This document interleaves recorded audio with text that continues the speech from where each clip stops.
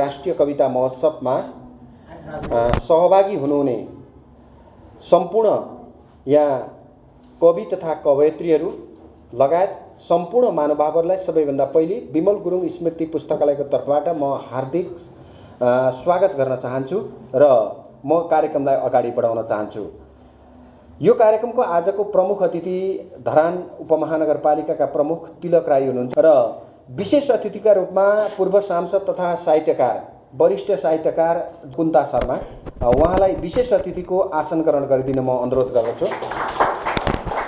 आजको यस कार्यक्रमको सभापतित्व गरिदिनु हुन यस पुस्तकालयका संस्थापक अध्यक्ष पूर्णबहादुर गुरुङ हुनुहुन्छ। उहाँलाई आजको कार्यक्रमको सभापतित्व आसन ग्रहण गरिदिनु हुन म हार्दिक अनुरोध गर्दछु।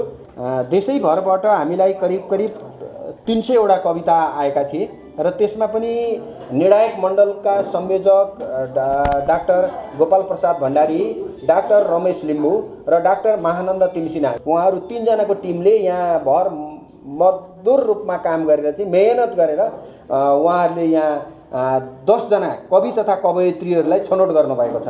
उहाँहरूले एक ठाउँ बसेर यो छनौट समितिलाई व्यवस्थित गरिदिनु हुन म यस छनौट समितिका संयोजक doctor Gopal Prasad Bhandari, doctor Ramesh Limbu, doctor Mahanand तिमसिनालाई एकै ठाउँमा बसेर त्यो छनौट गरिदिनु हुन म अनुरोध गर्दछु। हामीले 21 जना सम्मानित व्यक्तित्वहरू पनि हुनुहुन्छ यहाँ। 21 जनामा पत्रकार, कलाकार, साहित्यकार, यहाँ यस भेगलाई विशेष गरी सम्मान गर्ने व्यक्तित्वहरू पनि हुनुहुन्छ। उहाँहरूलाई पनि ठ्याक सम्बन्धित ठाउँमा उठेर चाहिँ म स्वागत गर्न चाहन्छु। मोहन श्रेष्ठ, गिरिराज आचार्य, गुजराज श्रेष्ठ, प्रवीण राई, सुङ्निमा चामलिङ, केशव वाग्ले, रोहित राई, सागर सिन्जाली, गोपाल कामत, दिपेश राई, प्रेम प्रसाद बास्तोला, हर्कजित चुम्बे र रबिन गुरुङ हुनुहुन्छ। सम्मानित व्यक्तित्वहरूलाई सम्बन्धित ठाउँमा उठेर आफ्नो परिचय दिएर चाहिँ सबैले तालीले स्वागत गर्न पनि म अनुरोध गर्दछु। कमिटी सदस्य एवं धरानमा चिर परिचित नेता हुनुहुन्छ विजय राई, उहाँलाई उठेर चाहिँ आफ्नो परिचयसहित सबैले सम्मान गरिदिनु अनुरोध गर्दछु। नेकपा एमालेका अध्यक्ष आउनुभएको छ, उपमहानगरपालिका कमिटीका अध्यक्ष हर्कजङ एबेङ, उहाँलाई पनि अगाडि आएर अतिथिको आसन ग्रहण गरिदिनु अनुरोध गर्दछु।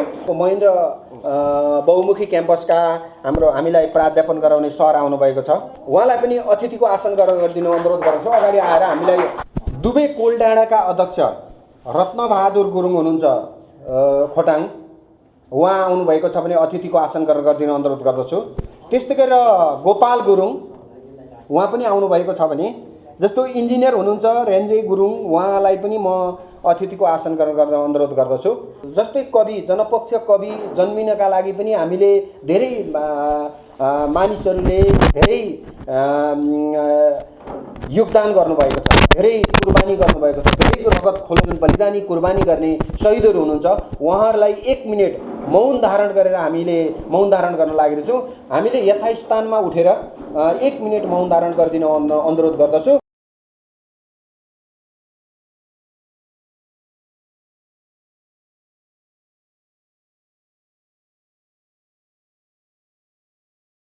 धन्यवाद।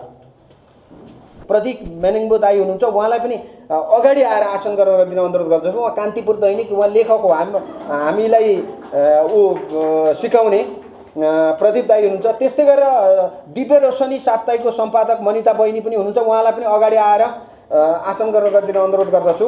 हाम्रो यो आयोजकको तर्फबाट, पुस्तकालयको तर्फबाट स्वागत मन्तव्य राखिदिनु हुन यहाँ हाम्रो कार्य समितिका सदस्य कृष्ण राईलाई म स्वागत मन्तव्य राखिदिन अनुरोध गर्दछु।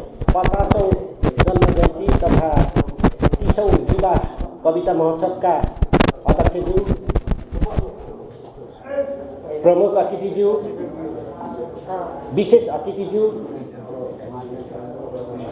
नेकपा एमाले प्रदेश कमिटीका सदस्यज्यू लगायत डाइसमा आसन ग्रहण गरिरहनुभएका अतिथिज्यूहरू र यो कार्यक्रमलाई सफलतापूर्वक सम्पन्न गर्नको लागि निकै लामो बाटोबाट पनि पाल्नुभएका आदरणीय कवि कवयत्रीज्यूहरू, सम्मानित व्यक्तित्वज्यूहरू र यो कार्यक्रमलाई सफलतापूर्वक सम्पन्न गर्नको निम्ति अहोरात्र लागि पर्नुहुने आयोजक मित्रहरू, तपाईँ सबैलाई म विमल गुरुङ स्मृति पुस्तकालयको तर्फबाट हार्दिक स्वागत तथा अभिवादन व्यक्त गर्न चाहन्छु। स्वर्गीय कवि विमल गुरुङको जन्म 2028 साल कार्तिक 19 गते भएको थियो। सानै अवस्थादेखि नै कवि विमल गुरुङ साहित्य लेखनमा, विशेष गरेर त कविता विधामा प्रखर मानिन्थ्यो। दुर्भाग्यवश 2048 सालको 32 वर्ष पछाडिको निर्वाचन, जहाँ सुनसरी क्षेत्र नम्बर 1 बाट मनमोहन अधिकारी उठ्नुभएको थियो र उहाँलाई मतदान गर्नको निम्तिमा काठमाडौँबाट 2048 साल वैशाख 24 गते आउँदै धादिङको जुके पानी भन्ने ठाउँमा दुर्घटना भएर बित्नुभयो। उहाँका अधुरा सपनाहरूलाई, उहाँले गर्नुभएका काम, असल कामहरूलाई हामीले सूत्रबद्ध गर्ने गरी हामीले यो पुस्तकालयको स्थापना गऱ्यौँ र हामीले 2050 सालदेखि युवा कविता महोत्सवको रूपमा हामीले यो एउटा पर्व मनाइरहेका छौँ र यो यसपटक पनि हामीले उहाँको प्रत्येक वर्ष पहिले हामीले कार्तिक 19 गतेलाई मनाउने गर्थ्यौँ र यसपटक हामीले यो मङ्सिर 19 गते सम्पन्न गर्न गइरहेका छौँ। यहाँहरू हामीलाई टप 10 मा पर्नुभएका कवि कवयत्रीज्यूहरू पनि यहाँ उपस्थित हुनुहुन्छ। यहाँहरूको म पहिला, दोस्रा, तेस्रा र सान्त्वना हुनको निम्तिमा पनि अग्रिम शुभकामना व्यक्त गर्दछु। साथै यो कार्यक्रममा बडो दुःख कष्टको साथमा पनि आइदिनु भएकोमा म पुनः हार्दिक स्वागत व्यक्त गर्दै बिदा हुन्छु। धन्यवाद। अब हामी ढिला नगरिकन हामी कविता पनि सुन्ने गर्छौँ। टप 10 का कविहरू पनि आइसक्नु भएको छ, जुन हामीले 10 जना कवि तथा कवयित्री छनौट गरेका थियौँ। पहिलो कविलाई हामी यहाँ बोलाउँदैछौँ। हामी यहाँ थुप्रै हुनुहुन्छ, यहाँ अब प्रतियोगितामा सहभागी नहुने कविहरू पनि हुनुहुन्छ होला।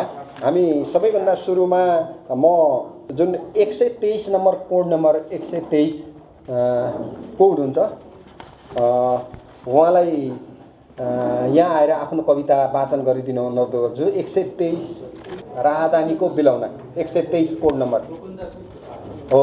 मुकुन्द कृष्ण थापा। प्रमुख अतिथिज्यूहरू अनि निर्णायक वर्ग लगायत सम्पूर्ण सहभागीहरूको नमस्कार। मेरो कविताको शीर्षक छ राहदानीको बिलौना। कविता यसरी सुरु हुन्छ।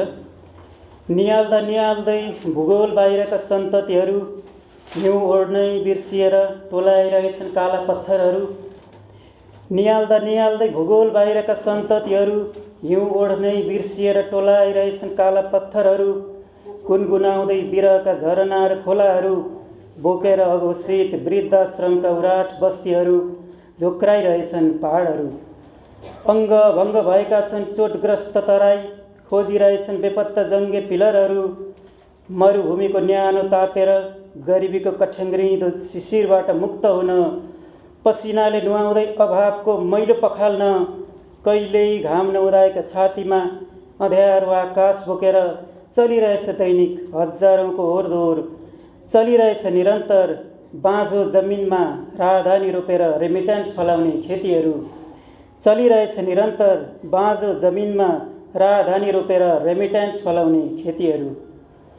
आँगै सिरिङ्ग बनाउने दृश्यहरूले, घटना दुर्घटनाका काली लाग्दा खबरहरूले मूर्छित हुँदै नेपालमा दिनौँ बोकिरहेछिन् 2-3वटा बन्द बाकसहरू। तिनै बन्द बाकस माथिबाट गुन्जिरहेछन् आयातित वस्तुले बचाएका समृद्धिका मिठा मिठा भाषणहरू।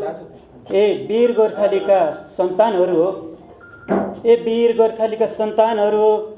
स्वदेशमै बाँझो खेतबारी जोतेर हरियाली बनाउन छोडी किन देख्छौ हरियो राहदानी बनाएर परदेशमै जोतिने सपनाहरू। ए वीर गोर्खालीका सन्तानहरू हो। स्वदेशमै बाँझो खेतबारी जोतेर हरियाली बनाउन छोडी किन देख्छौ हरियो राजधानी बनाएर परदेशमै जोतिने सपनाहरू। स्वदेशमै लटरम्म मेहनत फलाउन छोडी किन हिँड्छौ परदेश निचोरिसकेको फल जस्तो मलिन अनुहार लिएर। भो हेर्न सक्दिनँ अब म शैक्षिक प्रमाणपत्रहरूलाई गिज्याएर धनकुमारीहरूको खल्तीमा निसासिँदै नेपाल सानै छ भनेर महाकविलाई उत्तर फर्काइरहेका दृश्यहरू। नेपाल सानै छ भनेर महाकविलाई उत्तर फर्काइरहेका दृश्यहरू। भो नलगाऊ मेरो छातीमा अपमानका भिस्साहरू। भो नलगाऊ मेरो छातीमा अपमानका भिस्साहरू। नटाँस मेरो निधारमा बनावटी मुस्कानका फोटाहरू। भो नफुक सस्तो श्रमको लागि परदेश दौडाउने चिठीहरू। भो नफुक सस्तो श्रमको लागि परदेश दौडाउने चिठीहरू। वर्षाउँदै उत्साहका हिउँहरू अब स्वदेशमै ठड्याउनु छ स्वाधीनताका जङ्गे पिलरहरू। वर्षाउँदै उत्साहका हिउँहरू अब स्वदेशमै ठड्याउनु छ स्वाधीनताका जङ्गे पिलरहरू। जोत्दै आत्मनिर्भरताका हलोहरू भर्नु छ समृद्धिका भण्डारहरू। स्वदेशमै बनाउनु छ खुसीका बुर्ज खलिफाहरू सुखका पेट्रोनस टावरहरू। किनकि अब म सस्तो श्रमिक उत्पादन गर्ने देशको बिल्ला भिरेर होइन बाँच्न चाहन्छु स्वाभिमानी देशको हुलिया बनेर। किनकि अब म सस्तो श्रमिक उत्पादन गर्ने देशको बिल्ला भिरेर होइन बाँच्न चाहन्छु स्वाभिमानी देशको हुलिया बनेर। बाँच्न चाहन्छु स्वाभिमानी देशको हुलिया बनेर। हस्त मेरो यो राजधानीको बिलौना नामक कविता यही अन्त्य गर्दै बिदा हुन्छु। नमस्कार। अब हामीले यहाँ ढिलो नगरिकन हामी अरू बढाउनेछौँ। यहाँ मार्क्सवादी लेखक आउनुभएको छ राजेन्द्र किराँती। उहाँलाई पनि सम्मान गरिदिनु हुन म ताली बजाएर यथास्थानमा आसन ग्रहण गरिदिन अनुरोध गर्दछु। अब त्यस्तै गरेर सन्तोष थेबे कवि सन्तोष थेबे पनि आउनुभएको छ। उहाँलाई पनि यथास्थानमै आसन ग्रहण गरिदिनु अनुरोध गर्दछु। सन्तोष थेबे। मेरो नाम सुषमा कुमारी सिन्हा। मैले वाचन गर्ने कविताको शीर्षक फक्रेका फुलले सोध्छन् कता छन् प्रिय माहुरी। रुदे 10 गजा खोज्छन् तिम्रा दिव्य बाहुली। तिम्रा पाइताला खोज्छ यो तिम्रो घर आँगन। यो मेरो मनको हाल के होला तिमी नै भन। यो मेरो मनको हाल के होला तिमी नै भन। आँसुका सँगमा निल्दा मिल्दैन स्वाद वास्तव। आनन्दी मनले खाँदा मिठा गिठा र भ्याकुर। हुन्न हिमालको शोभा सेता मेटाकुरी बिना। सुखा बगर फल्दैन मर्दका पाखुरी बिना। सुखा बगर फल्दैन मर्दका पाखुरी बिना। चाहिन्न गहना केही चाहिन्न गहना केही सम्पत्ति पनि होस् पर। अङ्क माल सरी राम्रो गहना अरू के छ र। आइदेऊ प्राण झै प्यारा मलाई बाहुमा भर। पसिना देशमै छर्क जे गर्छौ देशमै गर। पसिना देशमै छर्क जे गर्छौ देशमै गर। तिमी हौ देशको शक्ति तिमीमै छ पुरा भर। बुढा बाबा र आमाको थियो लाठी भयो पर। बिरसिला भई रात प्याराको चाहियो, छोरा छोरीहरूलाई बाबाको साथ चाहियो, छोरा छोरीहरूलाई बाबाको साथ चाहियो। बाबा छन् दमका रोगी, आमा छन् बाथले थला, एकोहोरो तिमीलाई सम्झिराख्छन् पला पला। तिम्रो बाटो कुरेका छौँ आतुर भई सबैजना, स्वीकार गरिदेऊ प्यारा यति मेरो निमन्त्रणा, स्वीकार गरिदेऊ प्यारा यति मेरो निमन्त्रणा, स्वीकार गरिदेऊ प्यारा यति मेरो निमन्त्रणा। धन्यवाद। अब तेस्रो कवि आउँदै हुनुहुन्छ। तेस्रो कवि चाहिँ कोड नम्बर 34, भोक सपना र सत्ता। नमस्ते सबैजनालाई। मेरो नाम नगेन्द्र सुवेदी र मैले वाचन गर्ने कविताको नाम चाहिँ भोक सपना र सत्ता। कविता यसरी सुरु हुन्छ। बोकेर तपाईँले बोक्न नसकेका भारीहरू, उठाएर तपाईँलाई उठाउन अल्छी लागेको आफ्नै शरीर, छेकेर तपाईँको छाताले छेक्न नसकेको घाम, कटाएथे मैले तपाईँलाई तपाईँ आफैले काट्न नसक्ने बाटाहरू, मेरा पैतालाका सहाराले चलाएर रिक्साका पाइडलहरू। न्यानो भनिएको विकासले छाम्न सकेन मेरो चिसो चुलो कहिल्यै, न त देख्न नै सक्यो मेरो झुपडीभित्रको अँध्यारो उज्यालो भनिएको विकासले। सिंहदरबारमा बसेको सत्ताले पनि नदेख्दो रहेछ झुपडीका पीडाको महाकाव्य, सट्टामा लेखिरहँदो रहेछ चिल्ला विकासे नारा जस्ता कविताहरू, छर्कन अभावले दर्फराएको मुटुमा नुन। मलाई त पाल्नु थियो आफ्नो पेट, नखोसी अरूको भाग, मलाई त बाल्नु थियो मेरा नानीहरूका ओठमा घाम जस्तो मुस्कान, नदुखाई अरूका सपना। सम्झाउन सहरका जिब्राहरूलाई गाउँको स्वाद, मकै पोलेर बेचेँ मैले सडक छेउमा। सत्ताले बजार्यो त्यसमाथि अहमताको बुट र बनाइदियो मेरा सपनाहरूलाई खाल्दै खाल्दो भएको खोया जस्तै। बाँड्न भनेर सहरलाई गाउँको शुद्ध प्रेम, सब्जी बेचेँ मैले ठेलागाडामा राखेर। सत्ताले बजार्यो त्यसमाथि शक्ति उन्मादको लाठी र निभाइदियो मेरा नानीहरूको ओठको घाम।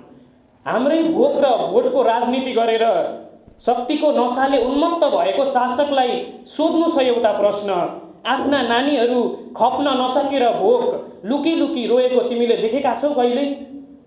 हिजो पुरै सडक कब्जा गरेर पोलेर यही सडक टायरको रापले दुर्गन्धित बनाएर हावा पारेर घाउ नै घाउ सडकको जिउभरि ढुङ्गा र इँटाले। सिंहदरबार पुगेको सत्ताले कसरी बिर्सियो भोक र अभावको आन्दोलन सबैभन्दा शक्तिशाली आन्दोलन हो। धन्यवाद। गाउँका कविता। मुख्य अतिथि, निर्णायक मण्डल, अतिथिहरू, मेरा सहभागी प्रतियोगी साथीहरू र उपस्थित सम्पूर्ण साहित्य प्रेमी मनहरूमा म प्रकाश निरौलाको हार्दिक नमस्कार। मैले सुनाउने कविताको शीर्षक छ गाउँका कविता। गाउँका कविता। गाउँमा हजारौं कविताहरू लेखिन्छन् तर सुनिँदैनन्, देखिन्छन्। गाउँमा हजारौं कविताहरू लेखिन्छन् तर सुनिँदैनन्, देखिन्छन्। काल्ना र पाखादेखि झ्याउरे भाकासम्म, पिपल छहारीदेखि घाँसका भारीसम्म, खेतका गरादेखि भ्यागुते छहरासम्म सबैतिर कवितै कविता लेखिन्छन् तर सुनिँदैनन्, देखिन्छन्।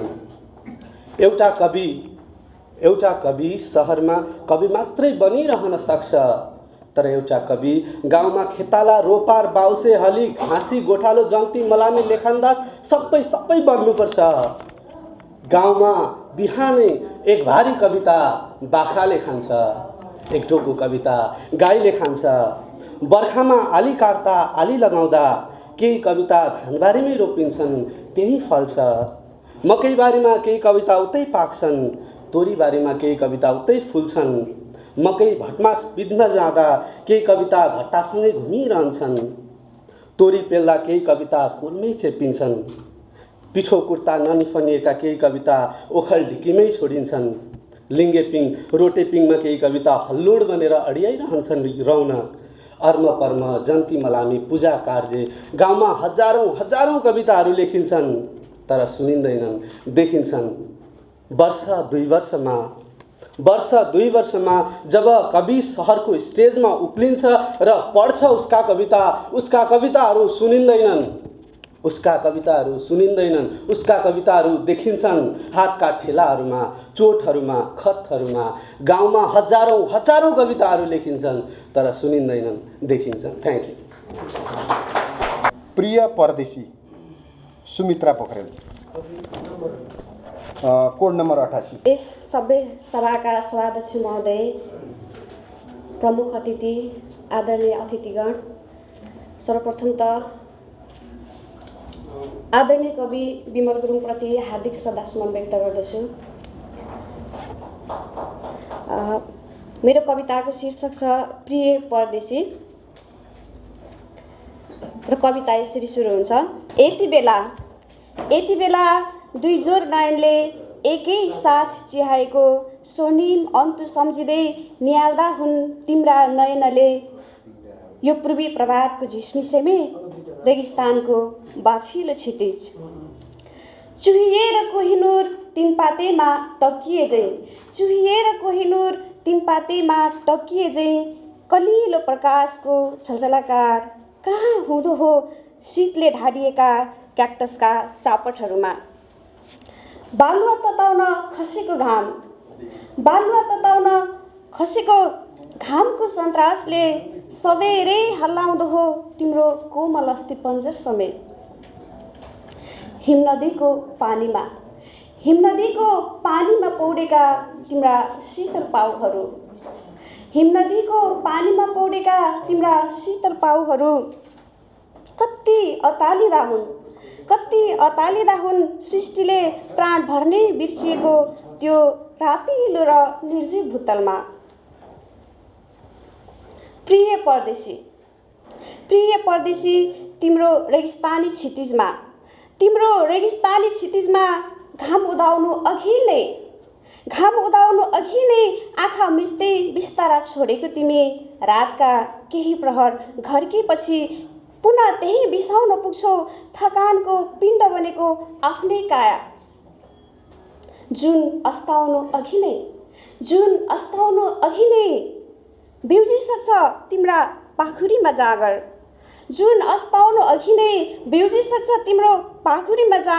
शीतको अन्तिम थोपा खस्नु अघि नै खसिसक्छन् तिम्रो निधारबाट पसिनाका जुलुस। यसरी भड्किएको छ सूर्यसँगको मेल तिम्रो लाग्छ दुनियाँ जाग्नु अघि।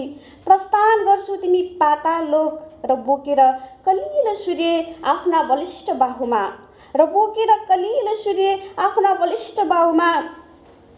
पुर्याउन जान्छौ परैसम्म जहाँसम्म भेटिँदैन चाँदनीको दृश्य। तिमीले पहिलो पाइला टेकेको यो धराबाट निहाल्दैछु प्रभाकर र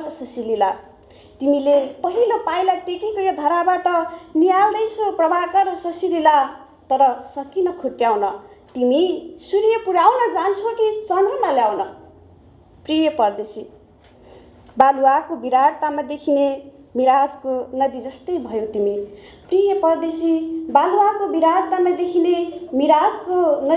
भयो तिमी। जति भेट्न खोज्छु बग्छौ तर्केर टाढिँदैछन् रहरका गुलाबहरू मृग तृष्णा जस्तै भए इच्छा र सपनाहरू। प्रिय परदेशी फर्केर आऊ घर साथमा बिताउन उत्सवमय जीवनका सुनौला केही प्रहर।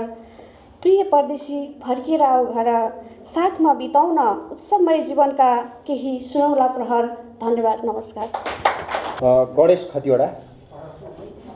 कडाली किन रुन्छ घुक्क यसरी मेची दुखेको पल बारा उड्छ जुरुक्क जाँगर चली डोल्पा उठेको पल सुस्तामा जब पस्छ तुच्छ धमिरो जङ्गिन्छ ताप्ले दुन रोल्पा देश बजाउने मन गरी पढ्दैछ है मुन्दुमा मेची सुत्तुक्क देख्छ सपना काली निदायो भने बाके भिज्छ हिमालमा जल कतै धर्केर आयो भने के सुस्ता लिपुलिम्पिया दुखिरहे खोटाङ दुख्दैन र के सुस्ता लिपुलिम्पिया दुखिरहे खोटाङ दुख्दैन र जुम्ला दाङ छ म भोजपुरको माटो उही होइन र गार्गी पाणिनि यज्ञ बल्क्य ऋषिका छन् मन्त्रका साधना त्यस्तै पिङ्गल ऋष्य शृङ्ग ऋषिका इच्छा मनोकामना घुम्ला हंस यतै वशिष्ठ ऋषिको बोकेर लाजा चरु घुम्ला हंस यतै वशिष्ठ ऋषिको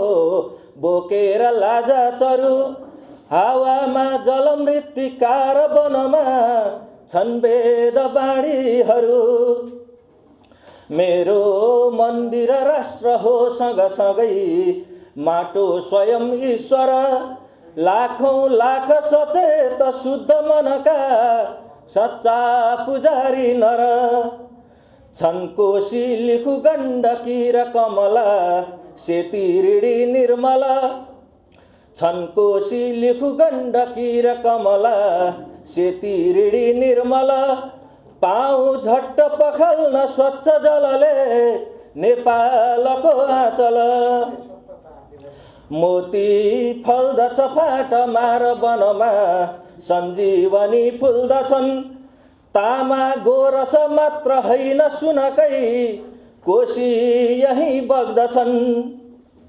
गोर्खाली सुरवीर विश्वभरमा अर्कै बन्यो इज्जत गोर्खाली सुरवीर विश्वभरमा अर्कै बन्यो इज्जत यो माटो मुटु हो म गर्छु जसको सम्मान मर्दा तक यो माटो मुटु हो म गर्छु जसको सम्मान मर्दा तक सम्मान मर्दा तक। हस् धन्यवाद। म निरज दाहाल झापाबाट सगरमाथाको आधार शिविरबाट उकालो चढ्ने क्रममा एउटा मैलो खाममा थोत्रो चिठी पाएँ।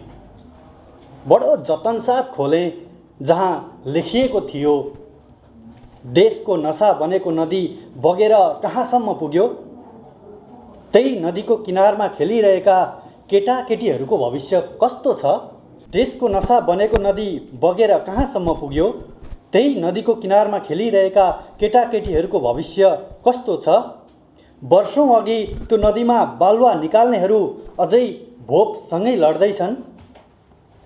उहिल्यै मन्दिरहरू बनेका थिए आजकल ती मन्दिरहरूमा भगवान बस्छन् कि हिँडे हार मानेर कसैको कार्यकालसँग। हिमाल हाँसिरहेछ कि रुँदैछ घाम अस्ताएपछि, हिमाल हाँसिरहेछ कि रुँदैछ घाम अस्ताएपछि। हिमाल हाँस्न छाड्यो भने संसारले तिम्रो शिर चिन्ने छैन, हिमाल हाँस्न छाड्यो भने संसारले तिम्रो शिर चिन्ने छैन। बुद्धलाई बिम्बमै सीमित बनायो कि बनायो शान्तिको महारथी, बुद्धलाई बिम्बमै सीमित बनायो कि बनायो शान्तिको महारथी र बाँड्यौ संसारलाई त्रिपेटक। बुद्धलाई नबाड बुद्धत्व बाँड। बज्दै छ कि छैन मुर्चुङ्गा, बज्दै छ कि छैन मुर्चुङ्गा, नाच्दै छौ कि छैनौ देउडा र धान नाच। संस्कृतिलाई इतिहास नबनाऊ, संस्कृति इतिहासमा सुहाउँदैन। हामीले सिर्जेको देशको खबर के छ। देशका लागि धेरै शहीदहरू बने, देशका लागि धेरै शहीदहरू बने, शहीदहरूलाई शहीद बनेकोमा पश्चाताप त छैन, शहीदहरूलाई शहीद बनेकोमा पश्चाताप त छैन। शहीदहरूको आँसुले पोल्न सक्छ। आमसभामा जनता भनिन्छ कि सत्ता, आमसभामा जनता भनिन्छ कि सत्ता, भाषणमा सपना बोलिन्छ कि आवश्यकता। चुनाव भनेको देशलाई कन्यादान दिने दिन हो। चुनाव भनेको देशलाई कन्यादान दिने दिन हो। मतपत्रमा चिन्ह नहेर्नु, देश हेर्नु। चिठीको अन्त्यमा लेखिएको थियो, यी सबै प्रश्न सोध्ने हामी पुर्खा हौँ।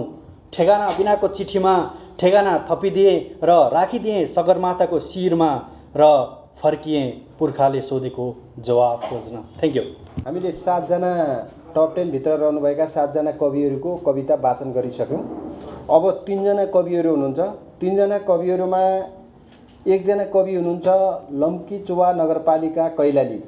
उहाँ यहाँ आज सहभागी हुनुहुँदैन, उहाँ आउनु भएन। अब अर्को कवि हुनुहुन्छ गोविन्द गोपाल खतिवडा, देवघाट भनेको बर्दघाट नगरपालिका, नवलपुर पूर्व त्यहाँको हुनुहुन्छ, देवघाटको।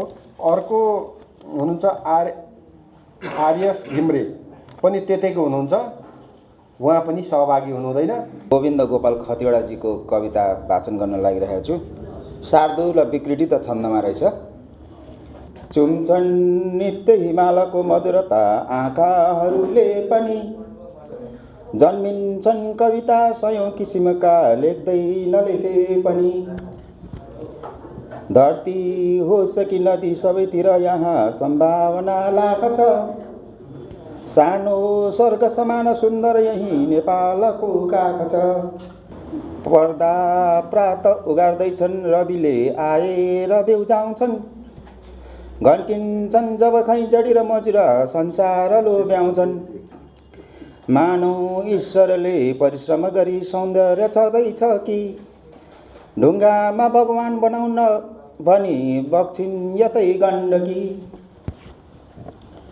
डोटीको मनमा दुख्थ्यो यदि भने हाँस्दै नमेच्छी पनि, पहिल्यैदेखि हिमालको हृदयमा रोयो तराई पनि।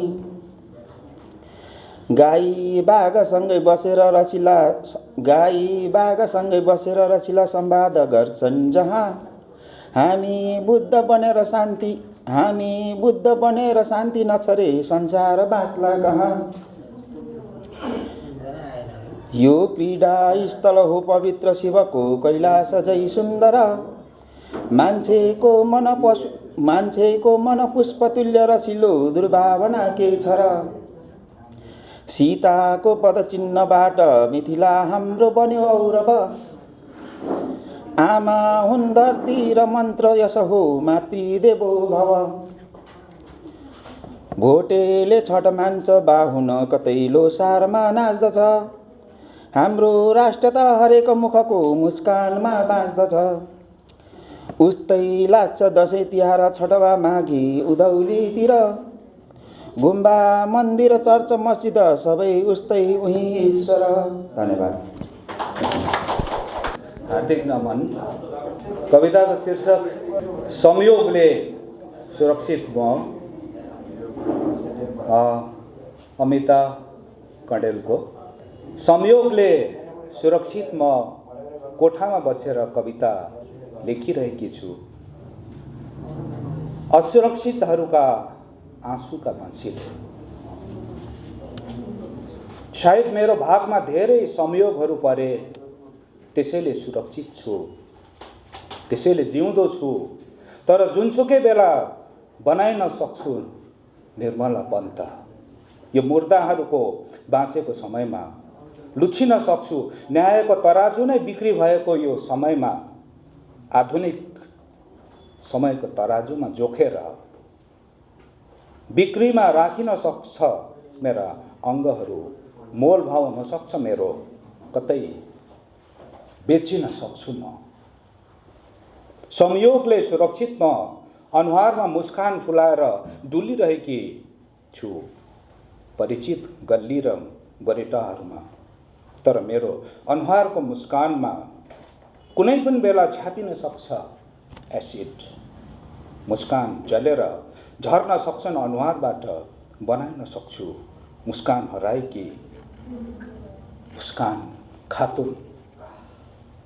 सपनाको जुलुसबाट निस्किएर म पनि जानुपर्छ कसैको घर, त्यहाँ पनि म जल्नु पर्दैन हुनसक्छ दहेजको आगोमा।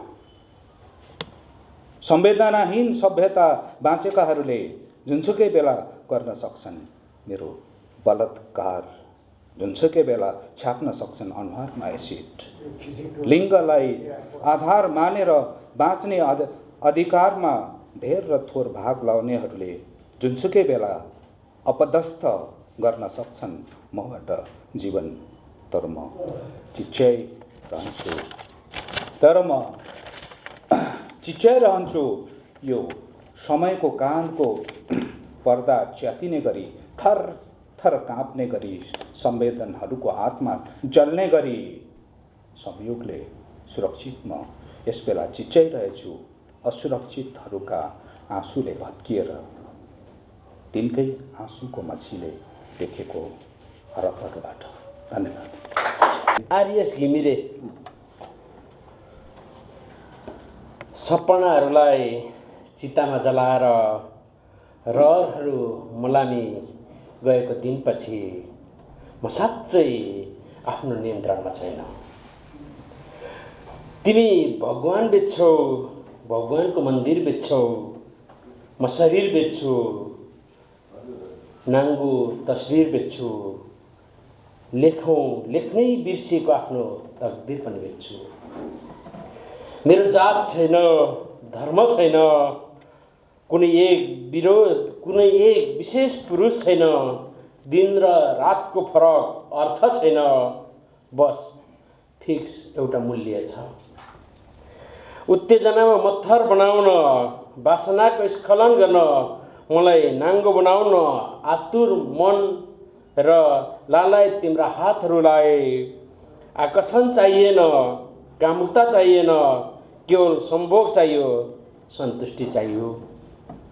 यसले ग्रसित तिम्रो राजधानीमा यत्रतत्र छरिएका कुहिएका फोहोरका डिब्बाहरूमा गनाइरहेका यथार्थहरू, दर्शन, विज्ञान, विचार, विकार, राजनीतिक स्वतन्त्रता, नियम, निर्लज्जता, चेतनाहरू, सामूहिक बलात्कार, सामूहिक भ्रष्टाचार, के यही हो मानव सामूहिकताको साथ? माफ गर, तिम्रो राजनीतिभन्दा मेरो वेश्यालय नियमअनुसार चल्छ। एमा टप 10 कविताहरू छनौट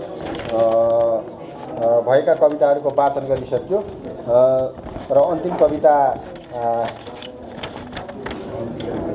यो थियो वेश्याको विज्ञप्ति भन्ने। हामीले अब वाचन गरिसक्यौँ। अब र यो विमल गुरुङ स्मृति पुस्तकालयले के काम गरिरहेको छ र के गर्नुपर्छ र भन्ने बारेमा छोटो मन्तव्य राखिदिनु हुन म अनुरोध गर्दछु। 50औं जन्म जयन्तीको अवसरमा आयोजित यो राष्ट्रिय कविता प्रतियोगिताका अध्यक्ष, यो विमल गुरुङ स्मृति पुस्तकालयका पनि अध्यक्ष हुनुहुन्छ आदरणीय मामा पूर्णबहादुर गुरुङज्यू र मञ्चमा सुन्नुभएका आदरणीय कवि कुन्ता दिदीज्यू र अरू मञ्चमा रहनुभएका आदरणीय व्यक्तित्वहरू र यो कविता प्रतियोगितामा सहभागी बन्नुभएका कविहरू र कार्यक्रममा सहभागी बन्नुभएका सबै दाजुभाइ दिदीबहिनीहरूलाई म मेरो पार्टी नेकपा एमालेको तर्फबाट हार्दिक न्यानो अभिवादन व्यक्त गर्न चाहन्छु। मलाई धेरै साहित्यको बारेमा ज्ञान त छैन, तर म थोरै बहुत साहित्यमा लेखि नहाले पनि यसो पढ्ने रहर गर्ने मान्छे भएको नाताले साहित्यको धेरै विद्यामध्येमा एउटा कविता जसले स्वर्गीय विमल गुरुङ हिजो उहाँ कविता लेखिरहँदा सानो बालककालमै कलिलो उमेर लेखिरहँदा उहाँको कविताहरू यो मुलुकलाई नेपालमा भएका हरेक सबै प्रकारका विभेदका विरुद्धमा सामाजिक चेतना फैलाउने कविता उहाँ लेखिराख्नु भएको थियो। मैले तपाईँहरूको अहिले 10 जना कविहरूको कविता सुन्दा पनि त्यही मलाई आभास भइराखेको छ। कस्तो लाग्छ भने कविताले सिङ्गो समाज परिवर्तन गर्छ, देशलाई परिवर्तन गर्छ, हरेक खालका सामाजिक विभेदहरूको अन्त्य गर्छ, राष्ट्रियताको पक्षमा कविता बोल्छ। भनाइ छ जहाँ पुग्दैन रवि त्यहाँ पुग्छन् कवि भन्छ। देशको हरेक ठाउँ, नेपाल देशको अब विदेशको पनि सारा संसारको कुना कुनामा कविता कविहरूको मन त्यहाँ पुगिसकेको हुन्छ। मैले पनि त्यही आभास गरेँ यहाँ। यति बेला अहिले प्रतियोगी कविहरूको कविता मैले सुन्दा सबैतिर उहाँहरूको भावना, उहाँहरूको विचार पुगेको मलाई अनुभूति भयो। त्यसकारणले यो प्रतियोगितामा भाग लिने कविहरू, निर्णायकज्यूहरूले तपाईँहरूको स्तरीकरण गर्नुहोला। तर सबै कविहरूलाई म हार्दिक शुभकामना, विजयीको शुभकामना, अग्रिम बधाई पनि तपाईँहरूलाई व्यक्त गर्न चाहन्छु। स्वर्गीय विमल गुरुङ जो धरानमा 28 सालमा जन्मिनु भएको, म भन्दा 1 वर्ष कान्छु। जति बेला धरानको सन्दर्भमा, धरान कविताको क्षेत्रमा, साहित्यको क्षेत्रमा, खेलकुदको क्षेत्रमा हरेक हिसाबमा धरान अगाडि बढिरहेको भए पनि जति बेला विमल गुरुङले कविता कोरिराख्नु भएको थियो, धेरै धरानमै हुर्केका, बढेका, यही जन्मेका व्यक्तिहरूले मतलब यहाँको धरानीहरूले चाहिँ कविता धेरै लेखिरहेको अवस्था थिएन। उहाँले सामाजिक समाजलाई परिवर्तनको लागि सबै खालको अन्यायको विरुद्धमा समानताको लागि उहाँ कविता लेखिरहनु भएको थियो। आज उहाँ बितेर गएको धेरै लामो समय भइसकेको छ। उहाँलाई म सम्झन पनि चाहन्छु, स्मरण गर्न पनि चाहन्छु। यो विमल गुरुङ स्मृति पुस्तकालय अहिले धरानको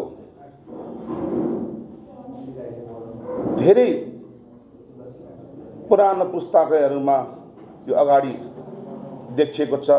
यसमा धेरै खालका हामीले अध्ययन गर्न सक्छौँ र यहाँहरूलाई र मैले र मेरो पार्टीको तर्फबाट यो पुस्तकालयलाई गर्न पर्ने हामी भावनात्मक रूपमा हरेक हिसाबले सहयोग गर्न हामी तयार छौँ। यिनै कुराहरू राख्दै तपाईहरू सबैलाई म फेरि पनि एकपल्ट हार्दिक सम्मान व्यक्त गर्दै बिदा हुन्छु। धन्यवाद, नमस्ते। लेखन अभिवृद्धि गर्न, लेख्नका लागि के गर्नुपर्छ भन्ने बारेमा छोटो यो लाइब्रेरीकै तर्फबाट शुभकामना राखिदिनु हुन म अनुरोध गर्छु। उहाँ हुनुहुन्छ राजेन्द्र किराँती। हामीले स्वागत गरौँ। यो विमल स्मृति गुरुङ जुन स्मृति कार्यक्रम छ आज, यसका अध्यक्ष मित्र, प्रमुख अतिथि आउँदै हुनुहुन्छ, लगायत अतिथि दीर्घाउन रहनुभएका सम्पूर्ण मित्रहरू र यहाँ साहित्यिक क्षेत्रमा कलम चलाउनु हुने सम्पूर्ण महानुभावलाई हार्दिक अभिवादन। अहिलेको अर्थ राजनीति र हाम्रो लेखन सायद अलिक गलत दिशातिर गइरहेको मैले चाहिँ पाइरहेको छु। मार्क्सिस्ट एङ्गलबाट हेर्दाखेरि मलाई मार्क्सवादी भनेर उहाँले भनिरहनु भएकोले गर्दा मैले त्यही एङ्गलबाट के हो त अहिलेको अर्थ राजनीतिकोमा राइटिङ के हो त, अहिले रिडिङ र राइटिङको ट्रेन्ड कतातिर छ त भन्ने कुरामा अलिकति मैले 2 मिनट भन्नुभएको छ। त्यसले गर्दा मैले सक्नुपर्छ फेरि यो 2 मिनट होइन 2 महिना पनि सकिँदैन व्याख्या गर्ने हो भने। कुराले अथवा अहिलेको अर्थ राजनीतिक कल्चरले चाहिँ हामीलाई अलिकति बढी उपभोगवादी टाइपको मटेरियलहरू, अलिकति बढी आडम्बर टाइपको मटेरियलहरू, अलिकति बढी चाहिँ हामीलाई अलिक रिल्याक्सेबल टाइपको मटेरियलहरू मात्रै बजारमा उपलब्ध गर्दाखेरि मात्रै त्यसले मार्केट पर्याप्त पाउने र उसलाई मुनाफा हुने या ऊ बाँच्ने भन्ने हुनाले गर्दा लेखकहरू अथवा राइटिङको ट्रेन्ड जुन ढङ्गले समाजमा जसरी त्यसलाई एउटा गाइडिङ ढङ्गले जानु पर्थ्यो, मलाई कहिलेकाहीँ एउटा म्याटर अफ आइरोनी, मलाई दुःख पनि लाग्छ। यहाँ तपाईँलाई मैले अलिकति सेयर गरिहालेँ, मलाई भित्र पीडा थियो, पीडा मैले व्यक्त गर्नु पाएँ भन्ने लाग्छ। र त्यो अहिले हाम्रो राइटिङको जुन ट्रेन्ड छ त्यो चाहिँ समाजमा जुन खालको प्रोडक्सन बढाउने खालको हुनुपर्थ्यो अथवा समाजमा अलिक क्रिएटिभिटी बढाउने खालको हुनुपर्थ्यो, त्यो नभएर अलि बढी चाहिँ हाम्रो के गर्दा रिल्याक्स हुन्छ, के गर्दा अलिक उपभोग होइन, जुन कन्ज्युमरिस्ट टेन्डेन्सी जुन छ अहिले होइन, हामी संसारको राइट छ यो कन्ज्युमरिस्ट टेन्डेन्सीलाई जसरी बढिरहेको छ, यो कन्ज्युमरिस्ट टेन्डेन्सीलाई मिट गर्ने खालको मटेरियल मात्रै बजारमा जान्छ अहिले। त्यसले गर्दा बाध्य गरेर राइटरहरू के गर्छन् भने युवाहरूले के चाहन्छ अथवा अहिलेको होल अहिले ह्युमेन सोसाइटी नेपालको मात्रै कुरा नगरौँ, यो ग्लोबली नै भनिरहेको छु, होल ह्युमेन बिइङको सोसाइटीले अहिले के माग गरिरहेछ भन्ने कुरालाई केन्द्रमा राखेर लेख्नु परिसकेपछि समाजमा राइटिङले अब सही काम गर्छ कि गलत काम गर्छ यो तपाईँलाई नै मैले छाडिदिएँ। मलाई चाहिँ विश्वास छैन। हामी त्यतातिर लेख्दै गइसकेपछि के हुन्छ भन्दाखेरि बजार हेरेर मात्रै लेख्छौँ हामी त, होइन भने हामी बाध्य बाध्युम्न। त्यसले गर्दा त्यो गाह्रो हुन्छ। कि त अघि नै लेखकले भनिसक्नु, के अरे हाम्रो सञ्चालकले भनिसक्नु, कि त मेरै पारा गर्नु पऱ्यो, मेरो पारा गरेर सम्भव छैन। छ त छैन नि त, लेख्नै होइन आफै पुऱ्याएर सम्भव छ त्यो कसैले गरेको कुरै छैन। तर मैले आँट गरेँ त्यो म आफैलाई गर्व पनि लागिरहेछ होइन भने सम्भव छैन त्यो। मैले पनि बजार हेरेर लेख्नुपर्ने हुन्छ। त्यसले गर्दा म यहाँ के आग्रह गर्छु भने यहाँ छोटोमा होइन कम्तीमा पनि हाम्रो राइटिङले अब यहाँ यत्रो होइन स्रष्टाहरू हुनुहुन्छ होइन, दिग्गज हुनुहुन्छ, मभन्दा धेरै अगाडिको थुप्रै अगाडि कलम चलाउनु भएको 20 वर्ष अगाडि कलम चलाउनु भएको व्यक्तित्वहरू म यहाँ देखिरहेको छु। उहाँहरूलाई म नमन गर्छु, सम्मान गर्छु। तर हाम्रो राइटिङलाई चाहिँ कमर्सियलाइज गर्दाखेरि राइटिङको ट्रेन्ड कहाँ डिटर्मिन हुन्छ भन्दाखेरि अहिलेको जेनेरेसनले के माग गरिरहेछ भन्नेतिर जान्छ। जेनेरेसनको माग अनुसार लेख्नु परिसकेपछि चिज हामीले सही लेख्न सक्दैनौँ। यो चाहिँ च्यालेन्ज छ मित्रहरू। म तपाईँहरूलाई पनि यो आग्रह गर्छु, यो च्यालेन्जलाई मिट गर्नको लागि, यसलाई काउन्टर गर्नको लागि चाहिँ तपाईँ हामीले थोरै समाजको त्यो ट्रेन्डलाई पनि बदल्ने गरी समाजमा जे ट्रेन्ड चलिरहेको छ त्यो ट्रेन्डले चाहिँ समाजलाई सही दिशातिर गाइड गर्दैन है यसले भन्ने कुरालाई केन्द्रमा राखेर, त्यसलाई सेन्टरमा राखेर हामीले लेख्यौँ भने फेरि अवश्य पनि समाज हामीले भनेको दिशातिर जान्छ। तर मार्केटलाई हेरेर लेख्दाखेरि त्यो हुँदैन। अहिलेको रिडिङ राइटको तपाईँहरू बजारमा अहिले किताबहरू पुस्तकहरू हेर्नुभयो भने सम्भवतः के गर्दा पाठकको रुचि कहाँ छ भन्ने कुरालाई गरेर मात्रै केन्द्रमा राखेर लेखिएको छ। र यो विमल स्मृति, हाम्रो विमल जो उहाँ होइन, उहाँले जुन कलिलो अवस्थामा, उहाँको म इतिहास धेरै त जान्दिनँ, तर उहाँले असाध्यै कलिलोमा उहाँले कविता लेखन सुरु गर्नुभएको थियो। उहाँको कविताले समाजलाई अगाडि बढाउनुपर्छ, समाजमा व्यथिति विसङ्गति हुनुहुँदैन भन्ने कुरा अथवा अन्य अत्याचार हुनुहुँदैन भन्ने नै विमल गुरुङको होल उहाँको ओभरअल खालको जे उहाँको कृतिहरू आयो अहिलेसम्म, जे उहाँले लेख्नु भएको छ मसिना उहरू, त्यो उहाँको मेन थिम नै त्यसमा केन्द्रित छ। त्यस कारणले गर्दाखेरि विमल गुरुङप्रति म चाहिँ उहाँलाई पनि हार्दिक सम्मान, हार्दिक नमन गर्दछु। किनकि उहाँले देख्नुभएको बाटो, उहाँले अपुरो छोड्नुभयो, जुन ढङ्गले उहाँ बेलैमा उहाँ बित्नुभयो। त्यसले गर्दा उहाँको जुन अपुरो सपनाहरूलाई हामीले साकार गर्नुपर्छ भन्ने कुरा पनि हो, त्यो लेखनबाट नै गर्नुपर्छ। र यहाँ जो आज 10 जना प्रतियोगीहरू हुनुहुन्छ उहाँहरूलाई पनि होइन अग्रिम बधाई तथा होइन विजयको शुभकामना म दिन चाहन्छु। यति भन्दै मेरो 2 शब्द अन्त गर्छु। हस्त धन्यवाद। जुन एउटा गीतको छोटो अंश मलाई याद भइरहेको छ, जुन कलम हुनेहरू कलम लिएर उठ, औजार हुनेहरू औजार लिएर उठ, हातमा कलम र केही नहुनेहरू आवाज लिएर उठ भन्ने जुन एउटा साहित्यिक माध्यमबाट आन्दोलन गरियो र त्यसले 240 वर्षे शाही शासन र 104 वर्षे निरङ्कुश राणा शासन र 30 वर्षे पञ्चायती व्यवस्थालाई हामीले अन्त्य गरेर आज गणतन्त्र नेपालमा अगाडि बढिरहँदाखेरि साहित्य विधाहरूले धेरै अग्रणी भूमिका खेलेको मैले महसुस गरेको छु। र मलाई यो साहित्य सम्बन्धी त्यति धेरै ज्ञान छैन रहे पनि यो अहिले पुस्ता हस्तान्तरणको सवालमा जुन एउटा हाम्रो स्वर्गीय विमल गुरुङको स्मृति प्रतिष्ठान यो पुस्तकालयले निरन्तर रूपमा साहित्य विधाबाट चाहिँ समाजलाई र देशलाई परिवर्तन गर्नको निमित्त एउटा अग्रणी भूमिका खेलेको छ। यसको निमित्त जुन विमल गुरुङ, स्वर्गीय कवि विमल गुरुङको आदरणीय बुवा पूर्णबहादुर गुरुङज्यूले यसलाई संरक्षण दिइरहनु भएको छ र यसलाई निरन्तरता दिनको निमित्त र पुस्ता हस्तान्तरणको निमित्त जस्तै यहाँ हिजो अग्रजहरू पनि साहित्यिक रूपमा यहाँ उपस्थित हुनुहुन्छ। उहाँहरू सँगसँगै यहाँ अहिले कविता वाचन गर्दाखेरि नयाँ पिँढीका उमेर समूहका, मेरो उमेर समूहका व्यक्तित्वहरू पनि मैले पाएको छु। यसबाट एउटा सङ्घर्षलाई निरन्तरता दिँदै आमूल परिवर्तनको जुन राज्यले खोजिरहेको आमूल परिवर्तन गर्न सक्छौँ भन्ने जुन मैले महसुस गरेको छु र यसको लागि हाम्रो नेकपा एमाले यसलाई निरन्तरता दिनको निमित्त र साहित्य विधालाई यसबाट विश्वमा चिनाउनको निमित्त हामीले गर्नुपर्ने भूमिका हामी अवश्य नै गर्नेछौँ। यो प्रतिबद्धता जाहेर गर्न चाहन्छु र यसको लागि हामी नजिकबाट यहाँ हाम्रो आदरणीय पूर्णबहादुर गुरुङज्यूलाई हामीले निहालिरहेका छौँ। हाम्रो नेकपा एमाले न्याय लिइरहेको छ र हाम्रो निरन्तर सहयोग सद्भाव रहनेछ र यहाँ सहभागी रहनुभएका सम्पूर्ण कविहरूलाई विजयको अग्रिम शुभकामना व्यक्त गर्दै यो कार्यक्रमले निरन्तर जुन आफ्नो कार्यक्रमलाई निरन्तरता पाइराखोस् यिनै शुभकामना व्यक्त गर्दै म बिदा हुन चाहन्छु। धन्यवाद, नमस्कार। हाम्रा जागरणकालीन कविहरूले पनि भन्नुभयो, धरणीधर कोइरालाले, जाग जाग अब जाग न जाग, लाग उन्नति विषय अब लाग, घोर निद अब ता परित्याग, भो भयो अति सुत्यौ अब जाग। यसरी साहित्यको माध्यमबाट चाहिँ समाजलाई झकझक्याउने, जगाउने र देश विकासमा निर्माणमा भएका विकृति र विसङ्गतिका विरुद्धमा लाग्ने प्रेरणा सबभन्दा पहिले सशक्त ढङ्गले कसैले दिन्छ भने त्यो साहित्यले दिन्छ। फ्रान्समा त्यत्रो विश्वव्यापी परिवर्तन ल्याउने र आजसम्म संसारलाई हल्लाइरहने परिवर्तन जो भयो, क्रान्ति भयो, त्यो क्रान्तिपछि त्यहाँका दार्शनिक भोल्टेयरले के भनेका थिए भने एउटै रुसो नभइदिएको भए फ्रान्समा क्रान्ति नै आउने थिएन। त्यस्ता थिए ती रुसो, जसले रचना गरेका साहित्यहरू त्यहाँको लुई सरकारले जतिसुकै प्रतिबन्ध लगाए तापनि रातको उज्यालोमा नसुतिकन जनताले लुकी लुकी रुसोका साहित्यहरू खोजेर पढ्थे र त जागरण आयो, क्रान्ति आयो। लुईहरूको शताब्दीयौं पुरानो जीर्ण थोत्रो सत्ता भत्किएर गयो। हो, साहित्य यस्तो हुन्छ। त्यसैले गोर्कीको आमा नेपालमा धेरै मान्छेहरूले पढेका छन्। त्यो आमा पढेर, निकोलाई आस्ट्रोवस्कीका अग्नि दीक्षाहरू पढेर धेरै मान्छेमा नयाँ परिवर्तनको चेत खुलेको छ।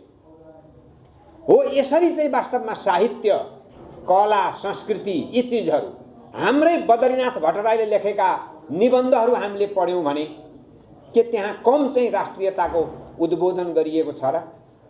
बोधविक्रम अधिकारी जस्ता मान्छेहरू हामीसँग थिएनन् र? महाकवि लक्ष्मीप्रसाद देवकोटा हामीसँग थिएनन् र? हामीले बाहिरको दुनियाँ मात्रै होइन, हामी भित्रैका मान्छेहरू पनि खोज्नुपर्छ। तिनीहरूका साहित्यहरूको हामीले पुनरावलोकन गर्नुपर्छ र राष्ट्र निर्माणका विविध गतिविधिहरूमा साहित्यलाई संलग्न गराउनुपर्छ। युद्धप्रसाद मिश्रहरू जस्ता मान्छेहरू यहाँ बिर्सनु हुँदैन। आधुनिक युवा जमात जो साहित्यमा सशक्त बनेर यो मुलुकमा अगाडि देखा परेको छ, तिनीहरू सबै लाग्नुपर्छ वास्तवमा राष्ट्रको निर्माण गर्नको लागि। पुराना जीर्ण शीर्ण सोचहरूलाई नयाँ ढङ्गले युग अनुसार, महाकविले उति बेलै भन्नुभयो नि, जब चन्द्र विजय गर्यो संसारको मान्छेले साहित्यको स्वरूप परिवर्तन भयो। त्यसो भएको हुनाले अब यो नयाँ ढङ्गबाट साहित्यको पनि सृजना होस्, नयाँ ढङ्गले साहित्यले समाजलाई डोर्याओस्, नयाँ ढङ्गले युवाहरू अब जोस जाँगरका साथ राष्ट्र निर्माणमा अगाडि बढुन्। यही यहाँहरूलाई म आफ्नो दुई शब्द राख्न चाहन्छु र आज विमल गुरुङप्रति श्रद्धाञ्जली अर्पण गर्न चाहन्छु र यसका अभियन्ता, यसका संस्थापक पूर्णदाई सबैका श्रद्धाका पात्र हुनुहुन्छ धरानमा, उहाँप्रति पनि म सम्मान अभिव्यक्त गर्न चाहन्छु र देशभरिबाट यहाँ संलग्न हुनुभएका साहित्यप्रति अभिरुचि राख्नुहुने, कविताप्रति लाग्नुहुने सम्पूर्ण कविहरूलाई पनि बधाई तथा शुभकामना भन्दै शुभकामनाका दुई शब्द यहीँ अन्त गर्न चाहन्छु। धन्यवाद। हामीले आजका प्रमुख अतिथि धरान उपमहानगरपालिकाका मेयर तिलक राईलाई हामीले अतिथि, उहाँ आइसक्नु भएको छ, उहाँलाई यहाँ प्रमुख अतिथिको आसन ग्रहण गरिदिन म अनुरोध गर्दछु। तिलक राई, ताजुक लिम्बू पनि आउनुभएको छ होला, म देखिरहेको छु, उहाँलाई पनि अतिथिको आसन ग्रहण गरिदिन अनुरोध गर्दछु। अठारका वडाध्यक्ष प्रवीण राई पनि यही हुनुहुन्छ, उहाँलाई पनि अतिथिको आसन ग्रहण गरिदिन अनुरोध गर्दछु। उहाँ जन्म जयन्तीको अवसरमा 30औं राष्ट्रिय कविता महोत्सवका सभापति महानुभावहरूमा म जनता समाजवादी पार्टीको तर्फबाट र मेरो व्यक्तिगत तर्फबाट सङ्घीय वादन जय मातृभूमि भन्न चाहन्छु। जय मातृभूमि। साहित्य आफैमा एउटा समाजको ऐना हो भनेर हामीले भन्ने गरेका छौँ।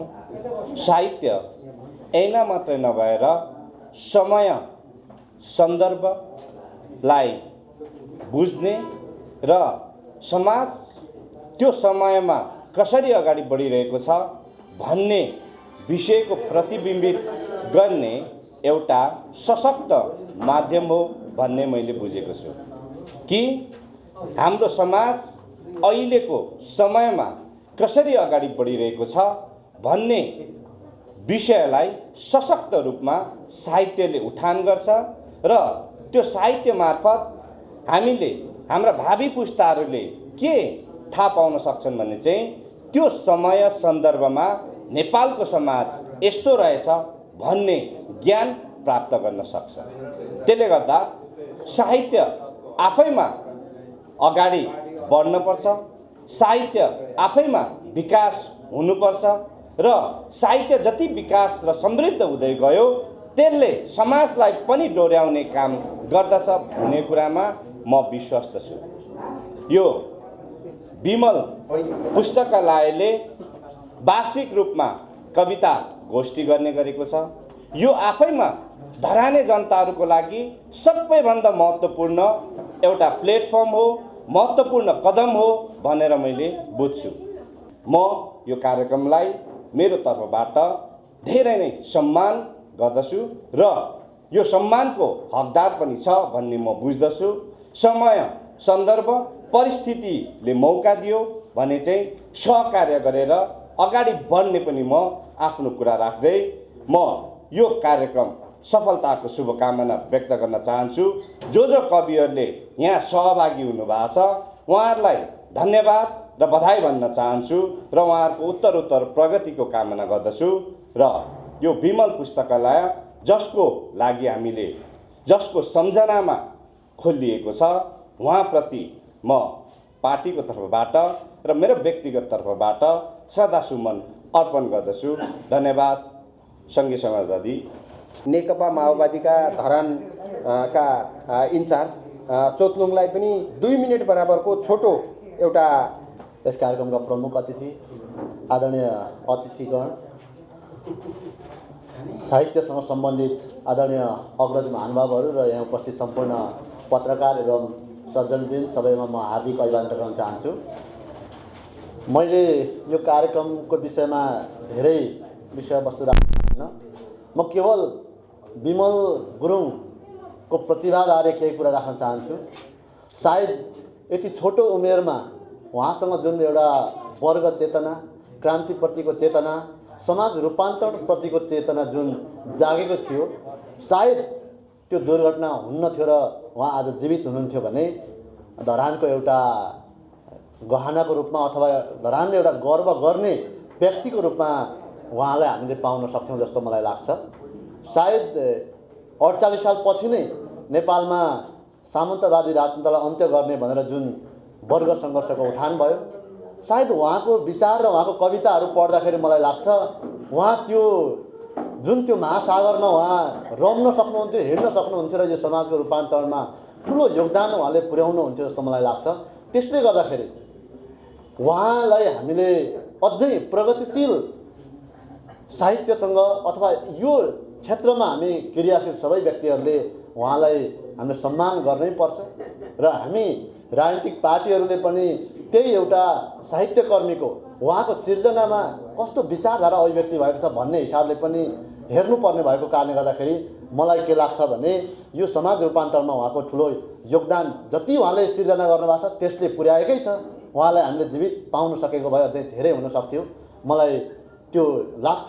तसर्थ म उहाँप्रति अहिले पनि म भावपूर्ण श्रद्धाञ्जली व्यक्त गर्न चाहन्छु, उहाँप्रति क्रान्तिकारी अभिवादन व्यक्त गर्न चाहन्छु र बाँकी उहाँको स्मृतिमा उहाँको परिवारजनले र हामी सबै साहित्यसँग सम्बन्धित स्रष्टाहरूको तर्फबाट अथवा साहित्यलाई मन पराउने हामी व्यक्तिहरूको तर्फबाट जुन भूमिकाहरू भइरहेको छ, जुन कार्यक्रमहरू भइरहेको छ, यो कार्यक्रमहरू अझै सफल र सबल ढङ्गले अगाडि बढोस् र यो कार्यक्रमहरूले अरू धेरै त्यस्ता स्रष्टाहरूलाई अगाडि बढ्ने प्रेरणा दिन सकोस् भन्ने कुरा राख्दै म यो कार्यक्रमको सफलताको शुभकामना व्यक्त गर्न चाहन्छु। धन्यवाद। अभिवादन। नमस्कार। आजका हाम्रा प्रमुख अतिथि धरान उपमहानगरपालिकाका प्रमुख तिलक राई आइसक्नु भएको छ। उहाँलाई सबैभन्दा पहिले यस कार्यक्रमको प्रमुख अतिथिको आसन ग्रहण गरिदिन म अनुरोध गर्दछु। अब हामीले यहाँ पानसमा बत्ती बालेर यहाँ यो कार्यक्रमलाई शुभारम्भ गरिदिनु।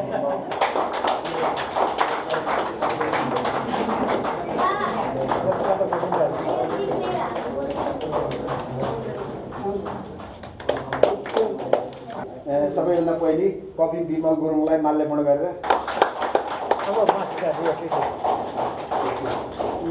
विमल स्मृति पुस्तकालयले 30औं पटक भयो कविता महोत्सव गर्दै आएको र यस पटक कविता महोत्सवको अवसरमा नेपालभरिबाट पब्लिस हुने उत्कृष्ट नेपाली पुस्तकलाई छनौट गरेर मान्छेलाई होइन पुस्तकलाई छनौट गरेर पुरस्कार दिने भन्ने एउटा पहिलेदेखिको विमल स्मृति पुस्तकालयका संरक्षक ज्यू त्यस्तै शान्ति दिदी उहाँहरूसँग छलफल भइरहेको थियो र यो बिचमा हाम्रो राजकुमार दिक्पालजी आउनुभएको थियो पोर्चुगलदेखि। त्यसपछि उहाँहरू हामी बीच एउटा सामान्य भलाकुसारी भयो र कसरी के गर्ने भन्ने विषयमा एउटा सानो छलफल भयो। त्यसमा शशि लुमुम्बु काठमाडौँमा हुनुहुन्छ, प्रज्ञा प्रतिष्ठान पहिला, अहिले पनि प्राज्ञ नै हुनुहुन्छ होला सायद, उहाँहरूसँग पनि छलफल भयो र त्यही विषयमा एउटा सानो विधि तयार गरिएको छ, विधि विधान। यो वर्ष नै किन आज नै किन घोषणा गर्ने भन्दाखेरि चाहिँ अर्को वर्ष दिनको लागि, त्यसको लागि म सरर तपाईहरुलाई पढेर सुनाइदिन्छु। अघि पनि भने प्रत्येक वर्ष विमल स्मृति पुस्तकालयद्वारा विमल कृति पुरस्कार यसको नाम राखिएको छ। पुरस्कारको राशि नगद 2 लाख रुपैयाँको हुनेछ, साथमा दोसल्ला र सम्मानपत्र। प्रत्येक वर्ष मङ्सिर 19 गतेका दिन पुरस्कार प्रदान गरिनेछ। पुरस्कार सञ्चालन गर्नका लागि एक कार्यविधि बनाइनेछ। यो चाहिँ एउटा सामान्य खाका मात्रै हो। कृतिकारले आवेदन सहित 5 प्रति पुस्तक विमल गुरुङ स्मृति पुस्तकालयमा बुझाउनु पर्नेछ। हामीले 5 प्रति किन भनेको भने 3 प्रति त त्यो पुस्तकको मूल्याङ्कन गर्नको लागि समालोचक समीक्षकहरूलाई उपलब्ध गराउनु पर्ने हुन्छ। हतपत लेखक कविहरूले पुस्तक फिर्ता गर्दैन, बाँकी रहेको 2 प्रति चाहिँ यहीँ बचोस् भनेर हो 5 प्रति मागेको। वैशाखदेखि चैत मसान्तभित्र प्रकाशित भएका पुस्तकका आवेदन स्वीकृत गरिनेछ। पहिलो पुरस्कार आगामी वर्ष मङ्सिर 19 गतेका दिन प्रदान गरिनेछ र त्यसका लागि 2078 वैशाखदेखि चैत महिनाभित्र प्रकाशित भएका पुस्तकहरू 2079 वैशाखभित्र विमल गुरुङ स्मृति पुस्तकालयमा आइपुग्ने गरी पठाउनु पर्नेछ। पुरस्कारका लागि आह्वान सम्बन्धी सूचना विमल गुरुङ स्मृति पुस्तकालयको वेबसाइट, फेसबुक पेज लगायत माध्यमबाट गरिनेछ। पुरस्कार सञ्चालनका लागि विमल गुरुङ स्मृति पुस्तकालयद्वारा एक अक्षय कोषको व्यवस्था गरिनेछ अथवा गरिएको छ भनौँ। अक्षय कोष त पहिल्यै सार्वजनिक भएको हो। यसमा यो पुरस्कार राशि र यो वार्षिक रूपमा कार्यक्रम सञ्चालन गर्नका लागि यो विमल स्मृति पुस्तकालयका पूर्णबहादुर गुरुङ र शान्ति गुरुङ उहाँहरूले 1,03 लाखको अक्षय कोष राखिसक्नु भएको छ र त्यही मध्येबाट यो कार्यक्रमहरू सञ्चालन हुँदै जानेछन् र यो घोषणा अहिले यति मात्रै छ। माथि लाइब्रेरीमा रहेका हाम्रा कवि, स्वर्गीय कवि विमल गुरुङको स्ट्याचु रहेको छ जुन त्यहाँ चाहिँ बत्ती बालेर माल्यार्पण गर्न चाहिँ हामी अब त्यहाँ जाँदैछौँ।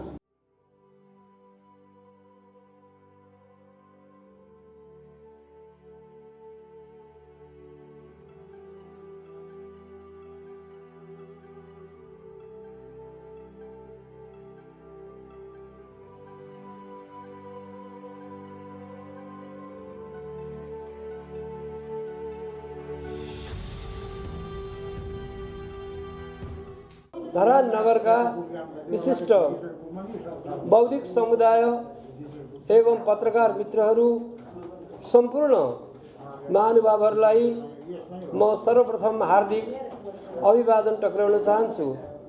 धरानका एउटा काव्य क्षेत्रका स्पन्दन हुनुहुन्थ्यो, संयोग भन्नु पर्यो। कवि विमल गुरुङले भाग लिएका विभिन्न कवि गोष्ठीहरूमा त्यति बेला उहाँ कुनै विद्यालयमा पढ्दै हुनुहुन्थ्यो र त्यो विद्यालयको प्रतिनिधित्व गर्दै नगर स्तरीय कवि गोष्ठीहरूमा भाग लिन जाँदाखेरि एक दुई पटक म आफै निर्णायकमा त्यति बेला पनि परेको थिएँ र त्यो निर्णायक हुँदाखेरि हामीले निर्णय हुनुभन्दा अगाडि मैले विमल गुरुङलाई चिनेको थिइनँ। तर जब कविता प्रतियोगितामा उहाँले भाग लिनुभयो र पुरस्कृत हुनुभयो त्यसबेला मैले पहिलो पटक विमल गुरुङलाई चिने अथवा याद गरेँ। उहाँ भर्खरको एउटा कलिलो विद्यार्थी किशोर हुनुहुन्थ्यो र उहाँको कवितामा एक किसिमको एउटा आकर्षण थियो, एउटा विचार थियो, एउटा दृष्टिकोण थियो र एउटा कला पनि थियो। कविता हुनको निमित्त हामीलाई थाहा छ विचार पनि चाहिन्छ, साथै त्यसमा कला पनि चाहिन्छ। कला बिनाको कविता प्रभावकारी नहुन सक्छ र विचार बिनाको अथवा दृष्टिकोण बिनाको कलाले मात्र पनि कविताले उत्कृष्टता पाउन सक्दैन। र वास्तवमा कविताभित्र एउटा महान शक्ति हुन्छ, किनभने कविहरूले जुन कुरा देख्दछन् त्यो शासकहरूले देखेका हुँदैनन्। कविहरूमा त्यो एउटा अद्भुत शक्ति हुन्छ, संसारले नदेखेको त्यो शक्ति हुन्छ, दूरदर्शी दृष्टिकोण हुन्छ र संसारलाई मार्गदर्शन गर्ने एउटा अचम्मको चुम्बकीय शक्ति हुन्छ। त्यस हुनाले नै कविताको सबैले सम्मान गर्दछन्। यो कविताको सम्मान गर्ने परिपाटी अहिले मात्र होइन, प्राचीन कालदेखि नै यो ठुल्ठुला राजा महाराजाहरूले पनि कविहरूको सम्मान गर्थे, कविहरूको कदर गर्थे, कविहरूलाई सुरक्षित गर्थे, संरक्षित गर्थे र कविहरूको सल्लाहमा आफ्नो शासन चलाउँथे। जस कवितामा त्यो शक्ति छ र त्यसै हुनाले कवि विमल गुरुङले पनि कविताको माध्यमबाट यो समाजलाई रूपान्तरण गर्ने, यो समाजलाई परिवर्तन गर्ने, यो समाजमा एउटा नयाँ कुराहरू स्थापित गर्ने, सिर्जना गर्ने उहाँले कल्पना गर्नुभएको थियो। त्यस हुनाले उहाँले लेख्नुभयो 1 किलो जङ्गल। 1 किलो जङ्गल भन्ने उहाँको एउटा कविता हामीले सुनेका छौँ। अब एउटा सूक्ष्माति सूक्ष्म रूपले कुनै कुरालाई प्रस्तुत गर्ने अथवा व्यापक र विशाल रूपले त्यो कुरालाई प्रस्तुत गर्ने कविहरूका धेरै धेरै दृष्टिकोणहरू हुन्छन्, धेरै धेरै उहाँहरूका चाहिँ विचारहरू हुन्छन् र संसारलाई परिवर्तन गर्ने शक्ति कविमा हुन्छ। त्यस हुनाले कविलाई सबैले नै मान्दछन्। नेपाली साहित्यको अभिवृद्धिको निमित्त, श्रीवृद्धिको निमित्त एउटा ठुलो त्याग तपस्या गर्नुभएको छ। किनभने उहाँ अहिले विगत 30-35 वर्षदेखि यसैमा लागिरहनु भएको छ। यो पुस्तकालय बनाउनु भएको छ र आफ्नो सारा व्यवहार सबै छोडेर यसैमा लागेको एउटा साधु जस्तो, योगी जस्तो, साधक जस्तो भएर उहाँले रात दिन खटेर यो पुस्तकालयलाई सञ्चालन गरिरहनु भएको छ र थुप्रै यस पुस्तकालयका माध्यमबाट थुप्रै कवयित्रीहरूले राष्ट्रमा एउटा आफ्नो नाम स्वीकृति स्थापना गर्ने अवसर पाउनुभएको छ। त्यस हुनाले यस कार्यक्रममा म सर्वप्रथम पूर्णबहादुर गुरुङज्यूलाई हार्दिक अभिवादन टक्राउन चाहन्छु र विमल गुरुङको यो पावन एउटा स्मृति दिवसमा हाम्रो यस पुस्तकालयको आह्वानलाई सूचनालाई स्वीकार गरेर देशभरिबाट लगभग उहाँले अघि हाम्रो उद्घोषक गणेशजीले भनिसक्नुभयो 300 जति कविता आएका थिए भन्नुभयो। अब मलाई लाग्छ हामीले प्राप्त गर्दा ती सटरिङ भएर आउँदाखेरि लगभग 150 भन्दा बढी 200 जस्तो कविताहरू हाम्रो हातमा पनि आएका थिए। अब कविताहरू हेर्दाखेरि कुनै पनि नराम्रो जस्तो लाग्दैन, किनभने प्रत्येक कविले हृदय चिरेर हृदयबाट उत्पन्न भएको भावनालाई त्यहाँ कवितामा उनेको हुन्छ। त्यसैले ती कविताहरू कुनै पनि नराम्रा भन्ने दृष्टिकोणले हामीले तिनीहरूलाई हेरेनौँ। सबै कविता राम्रा थिए, तर पनि के हुँदो रहेछ भने सबै कुरालाई मिलाएर खास गरिकन कवितामा हुनुपर्ने एउटा काव्य सौन्दर्य, विचार, दृष्टिकोण र यो राष्ट्रको माटो आफ्नो हातमा लिएर त्यो कविताको बारेमा मूल्याङ्कन गर्नुपर्दाखेरि कुनैलाई 18, कुनैलाई 17, कुनैलाई 21, कुनैलाई 25 सम्मको हाराहारीमा हामीले चाहिँ तिनीहरूलाई मूल्याङ्कन गर्न नम्बर दिनुपर्ने अवस्था आउँदो रहेछ। मूल्याङ्कन गर्ने मान्छेहरूको लागि एउटा बडो गम्भीर एउटा चाहिँ अवस्था आउँदो रहेछ। मूल्याङ्कन गर्नु भनेको न्यायाधीशले न्याय गर्नु जस्तै नै हुँदो रहेछ। हामीले बडो यसमा चाहिँ धेरै कुरा सोचेर विचार गरेर हरेक कविहरूको चाहिँ भावनालाई सम्मान गर्दै हामीले यो मूल्याङ्कनको निर्णयतर्फ हामी गयौँ। यसमा म संयोजक भए तापनि सबभन्दा बढी धेरै यसमा मेहनत गर्नुहुने मेरा सहयोगी मित्र डाक्टर रमेश लिम्बुज्यू, त्यस्तै डाक्टर महानन्द तिमसिनाज्यू, उहाँहरू दुईजनाले चाहिँ एकदम अहोरात्र खटेर हेरेर त्यसका चाहिँ भाषा, त्यसको उठान, त्यसको प्रस्तुति, त्यो कविताको चाहिँ एउटा आयामदेखि लिएर त्यसमा हुने धेरै सम्भावनाहरूको चाहिँ निरीक्षण गरेर हामी त्यसलाई घटाउँदै हामी आयौँ र हामीले अब पुस्तकालयको नियमअनुसार 10 जनालाई मात्र हामीले चाहिँ कविता वाचन गर्न बोलाउन पाउने हाम्रो चाहिँ नियम अथवा भनौँ एउटा सीमा भएको हुनाले हामी त्यसभित्र बाँधिँदै आयौँ र त्यो बाँधिँदै आउँदाखेरि हामीले 10 जना कवि कवयत्रीहरूको हामीले नाम पुस्तकालयलाई निर्णय गरेर बुझायौँ र उहाँहरूले समयमा सूचना ठाउँमा पुर्याउनु भयो र सूचना पाउँदाखेरि पनि कतिपय कविहरूको चाहिँ आफ्नै वैयक्तिक बाध्यताले भनौँ व्यावहारिक कारण कठिनाइले गर्दाखेरि उहाँ सशरीर उपस्थित हुन सक्नु भएन र यहाँ हाम्रो एउटा नियम के थियो भने छनौटमा परेका कविहरू स्वयं उपस्थित भएर कविता वाचन गर्नुपर्ने र त्यो वाचन गर्दाखेरिको जुन उहाँको भावभङ्गीमा हुन्छ त्यो सबै कुराको पनि मूल्याङ्कन गर्ने केही नम्बरहरू राखेर त्यसलाई अन्तिम निर्णय पुग्ने एउटा चाहिँ हाम्रो प्रावधान भएको हुनाले हामी त्यसैभित्र बाँधिएका थियौँ र हामीले 10 जना कविहरूको चाहिँ नाम पुस्तकालयलाई सिफारिस गरेका थियौँ। त्यो 10 जना कविहरूमध्ये पनि 3 जना कविहरूको व्यावहारिक कारणले उपस्थित हुन नसक्नु भएको कुरा हामीले अहिले भर्खर मात्रै जानकारी पायौँ। जो यहाँ उपस्थित भएर 7 जना कविहरूले कविता वाचन गर्नुभयो, उहाँहरू यहाँ हुँदै हुनुहुन्छ र उपस्थित हुन नसक्नुभएका कविहरूको नाम र उहाँहरूका कविताहरू अघि सायद वाचन पनि भइसकेको छ। कविता प्रतियोगिता नै अन्तिम होइन, यस्ता कविता प्रतियोगिताहरू फेरि पनि आउँछन् र तपाईँहरूको साहित्यिक जीवन चाहिँ अब सुरु भएको छ।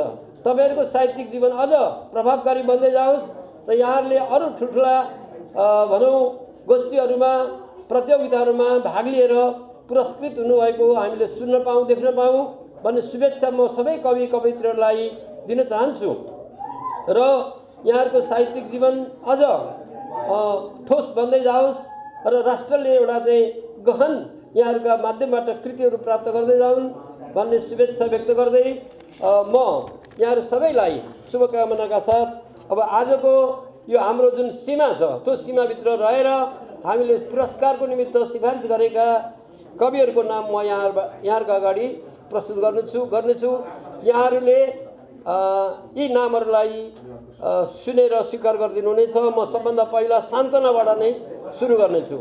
यहाँहरूको अगाडि सान्त्वना पुरस्कारबाट अगाडि बढ्नेछु। यहाँहरूले प्रमुख अतिथिको हातबाट पुरस्कार र यो प्रमाणपत्र ग्रहण गर्नुहुनेछ र म सान्त्वना पुरस्कारको निमित्त सबभन्दा पहिला यहाँ नाम बोलाउँदैछु श्री नगेन्द्र सुवेदी। श्री नगेन्द्र सुवेदीलाई यहाँ उपस्थित भइदिन म हार्दिक अनुरोध गर्दछु। नगेन्द्र सुवेदीको शीर्षक छ भोग सपना र सत्ता। भोग सपना र सत्ता भन्ने शीर्षकको यो कविता केराबारी मोरङबाट केराबारी मोरङबाट उहाँले सहभागिता जनाउनु भएको छ। नगेन्द्र सुवेदी उहाँको उत्तरोत्तर प्रगतिको कामना गर्दै म हार्दिक बधाई ज्ञापन गर्न चाहन्छु। अब ल धेरै धेरै बधाई नगेन्द्र भाइलाई। अब यसपछि अर्को सान्त्वना पुरस्कारको लागि हामीले सिफारिस गरेका छौँ प्रिय परदेशी शीर्षकको कवयित्री बहिनी सुमित्रा पोखरेल। सुमित्रा पोखरेल प्रिय परदेशी शीर्षकको कविता उहाँले वाचन गर्नुभएको छ। अब सुमित्रा पोखरेल चाहिँ उदयपुर जिल्लाबाट आउनुभएको हो। सुमित्रा पोखरेल उदयपुर जिल्लाबाट आउनुभएको खै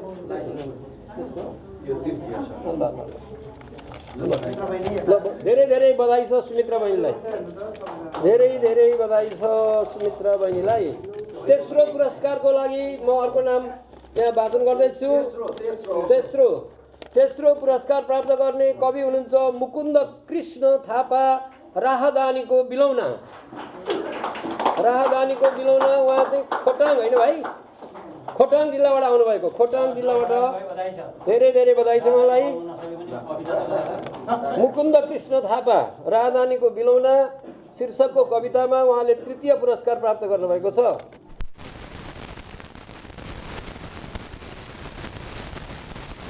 दोस्रो पुरस्कार प्राप्त गर्ने कवि हुनुहुन्छ पहिला कविताको शीर्षक भनौँ गाउँका कविता प्रकाश निरौला। प्रकाश निरौलालाई पुरस्कार ग्रहण गर्न म हार्दिक अनुरोध गर्छु। पैसा कति हो? 17,000। यसको पुरस्कारको राशि छ 17,000। प्रकाश निरौला उहाँको कविताको शीर्षक छ गाउँका कविता। ल धेरै धेरै बधाई। प्रकाश कुन जिल्ला रे? झापा जिल्लाबाट आउनुभएको उहाँ प्रकाश निरौला। उहाँले दोस्रो पुरस्कार पाउनुभयो र उहाँको आफ्नो काव्य जीवन उत्तरोत्तर प्रगति हुँदै जाओस्, उज्यालो हुँदै जाओस् भन्ने शुभकामना साथ बधाई छ। अब तपाईँले अनुमान गर्नुभएको होला, म भनिहालौँ तैपनि कविताको शीर्षक छ मृत्तिकाको सुगन्ध। मृत्तिकाको सुगन्ध। प्रथम कवि हुनुहुन्छ गणेश खतिवडा। गणेश खतिवडालाई हार्दिक हार्दिक बधाई छ। के कुन जिल्ला हो?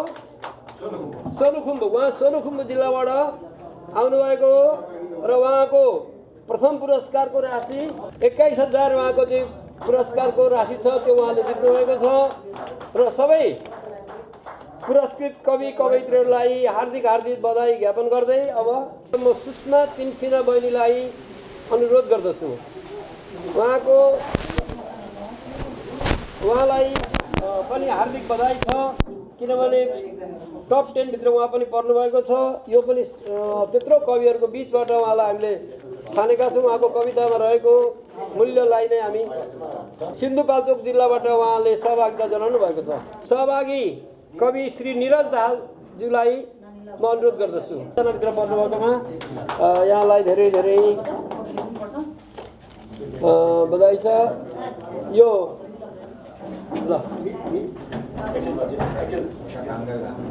विचार कार्यक्रममा आबद्ध रहँदै राष्ट्रको प्रतिष्ठित सञ्चार माध्यमहरूमा आफ्नो प्रतिभा प्रदर्शन गर्नुका साथै विक्रमसम्म 2056 सालदेखि वर्तमानसम्म धरान साप्ताहिकको सम्पादक एवं प्रकाशक रही पत्रकारिता क्षेत्रमा पुर्याउनु भएको महत्त्वपूर्ण योगदानको उच्च कदर गर्दै विमल गुरुङ पुस्तकालयको तर्फबाट यो सम्मान पत्र प्रदान गरिएको छ।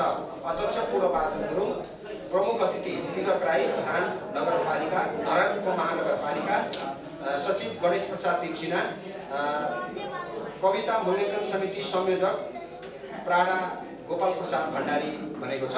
उहाँ पत्रकार मणिराज भट्टराई सरलाई यहाँ अगाडि आएर आफ्नो सम्मान पत्र लिइदिनु हुन म अनुरोध गर्दछु। मणिराज भट्टराई,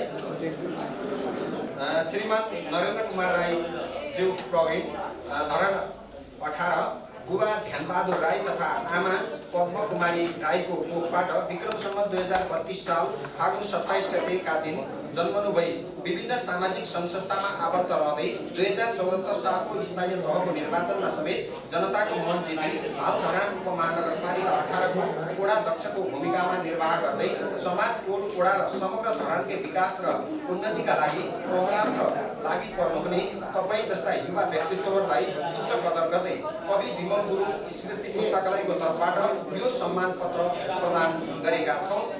यहाँको सुस्वास्थ्य तथा उत्तरोत्तर प्रगतिको कामना गर्दछौँ। अध्यक्ष पूर्णबहादुर गुरुङ, तिलक राई प्रमुख अतिथि, नगर प्रमुख धरान उपमहानगरपालिका, सचिव गणेश प्रसाद देवसिंह, संयोजक कविता मूल्याङ्कन समिति प्राध्यापक डाक्टर गोपाल प्रसाद भण्डारी भनेर भनिएको छ। यो सम्मान पत्र ग्रहण गरिदिनु हुन र यो वितरण गरिदिनु हुन धरान नगरपालिकाका मेयरलाई अनुरोध गर्दछु।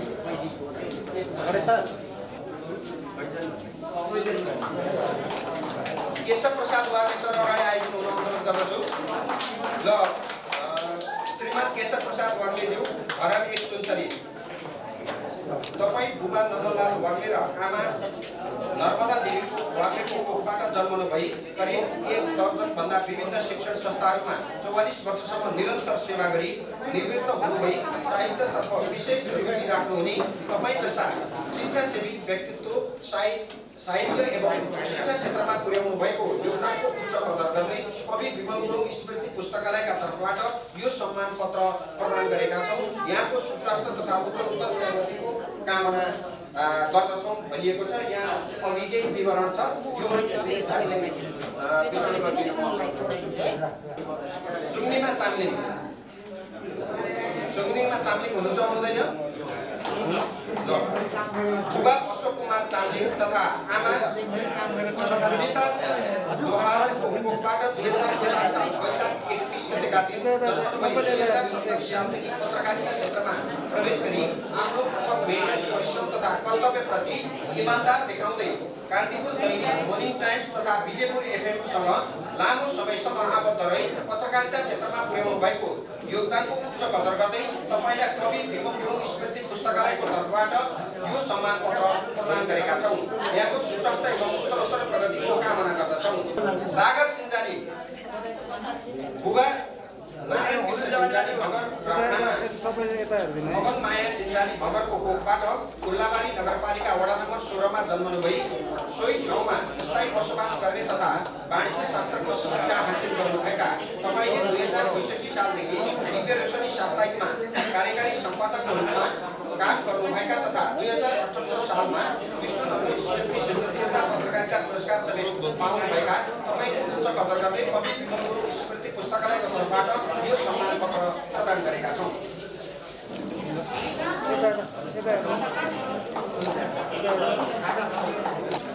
रोहित राई, समाजसेवी रोहित राई, समाजप्रति उत्तरदायित्व तथा आवश्यकतालाई महसुस गर्दै टोल तथा समाजको उन्नति योगदान दिनुभएका तपाईँलाई सामाजिक सेवा क्षेत्रमा यहाँले पुर्याउनु भएको निस्वार्थ योगदानको उच्च कदर गर्दै कवि विमल गुरुङ स्मृति पुस्तकालयको तर्फबाट यो सम्मान पत्र प्रदान गरेका छौँ। भोजराज श्रेष्ठ सर अगाडि आउनुहोला। मोरङ जिल्लाको पानीपोखरी गाउँपालिका वडा नम्बर 3 भरतपुरमा 2039 साल पौष 7 गतेका दिन जन्मनु भई आफ्नो अथक मेहनत, परिश्रम तथा कर्तव्यप्रति इमान्दारी देखाउँदै राजधानी साप्ताहिक, मोपसल दैनिक तथा नयाँ खबर कागज, औजार दैनिक, सेतो पार्टी .com, राजधानी दैनिक जस्ता प्रतिष्ठित सञ्चार माध्यममा सम्पर्क राख्दै हाल फ्लास टाइम दैनिकका कार्यकारी सम्पादक पदमा सेवारत तपाईँ जस्ता मेहनती युवाहरूलाई पत्रकारिता क्षेत्रमा देखाउनु भएको योगदानको कदर गर्दै कवि विमल गुरुङ स्मृति पुस्तकालयको तर्फबाट यो सम्मान पत्र प्रदान गरेका छौँ। भोजराज श्रेष्ठ, प्रेम प्रसाद बास्तोला हुनुहुन्छ?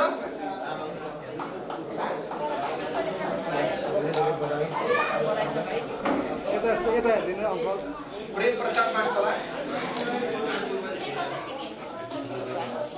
गङ्गादेवी श्रेष्ठको कोखबाट 2029 साल मङ्सिर 26 गतेका दिन जन्म भई धरान जेसिस तथा समूह, धुलिखल समाज, Shanti Sewa Parishad, Nepal red cross society, रेउगाई नेपाल जस्ता संस्थाहरूमा लामो समयदेखि नेतृत्वदायी भूमिकामा रही सामाजिक क्षेत्रमा योगदान पुर्याउनुका साथै विभिन्न स्थानीय पत्रिकाहरूमा अनेकौं लेखहरू लेख्दै हाल कृति टेलिभिजनमा कार्यक्रम निर्देशकको रूपमा रहेर पत्रकारिता तथा सामाजिक क्षेत्रमा पुर्याउनु भएको योगदानको उच्च कदर गर्दै तपाईँलाई कवि विमल गुरुङ स्मृति पुस्तकालयका तर्फबाट यो सम्मान पत्र प्रदान गरेका छौँ।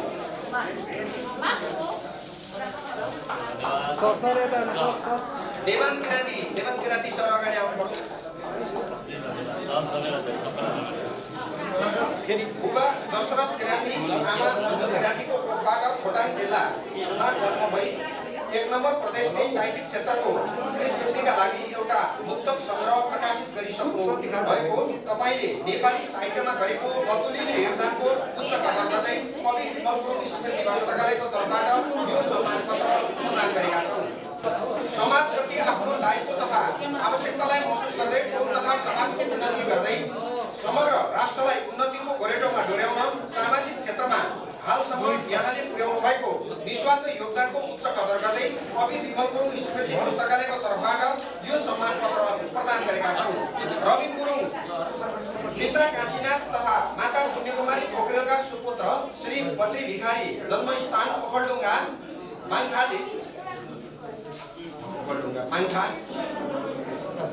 दुईवटा कविता सङ्ग्रह र एउटा मुक्तक सङ्ग्रह प्रकाशित गरी नेपाली साहित्यको श्रीवृद्धिमा योगदान पुर्याउनु भएको हुँदा तपाईँलाई कवि विमल गुरुङको 50औं जन्म जयन्तीको अवसरमा यो सम्मान पत्र प्रदान गरेका छौँ।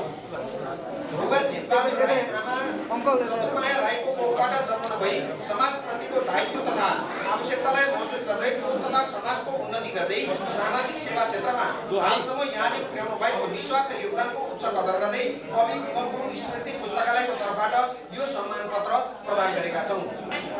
प्रतिष्ठानहरूमा आबद्ध रही पत्रकार विभूषण 2033 सहित अनेकौं पदक तथा पुरस्कारबाट सम्मानित विभिन्न साहित्यिक पुस्तकहरू प्रकाशन गर्दै अनेकौं साहित्यिक लेख रचना लेख्नुभएका तपाईँ जस्ता प्राध्यापक डाक्टर भोलानाथ पोखरेल सर अगाडि आउनुहोस्।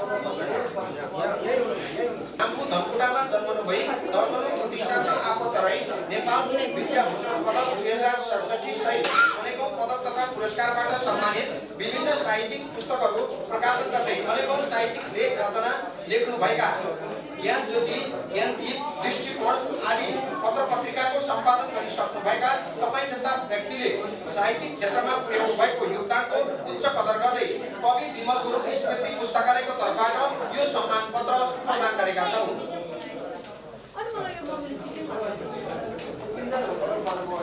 नवराज श्रेष्ठ दाइ अगाडि आउनुहोस्। भर्खर चुम्बे दाइ अगाडि आउनुहोस्।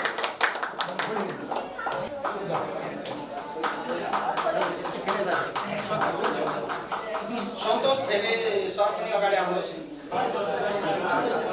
रणधो जुगवार पत्रकार सर यता अगाडि आउनुहोस्। रणधो जुगवार।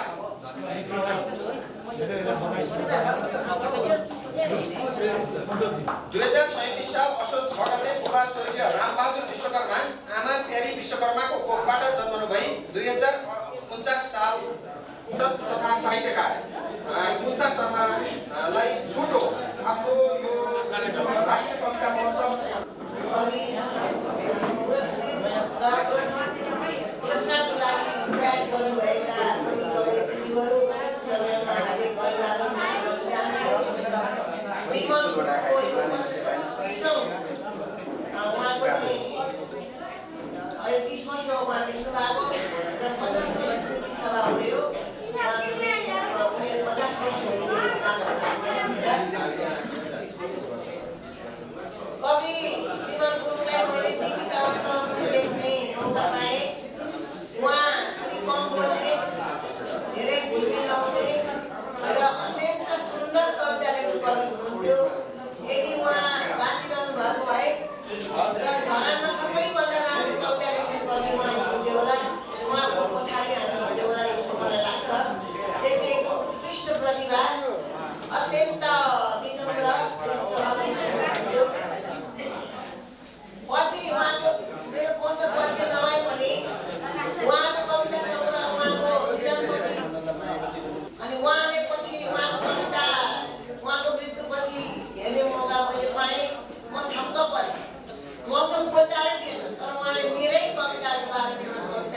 छ कविको हत्या भन्नुहुन्छ र आफ्नो अग्रजप्रतिको सम्मान आफूभन्दा अगाडि कविता लेख्ने प्रतिको सम्मान मुखले नबोले पनि उहाँको कलममा त्यो सम्मान उहाँले व्यक्त गर्नुभयो।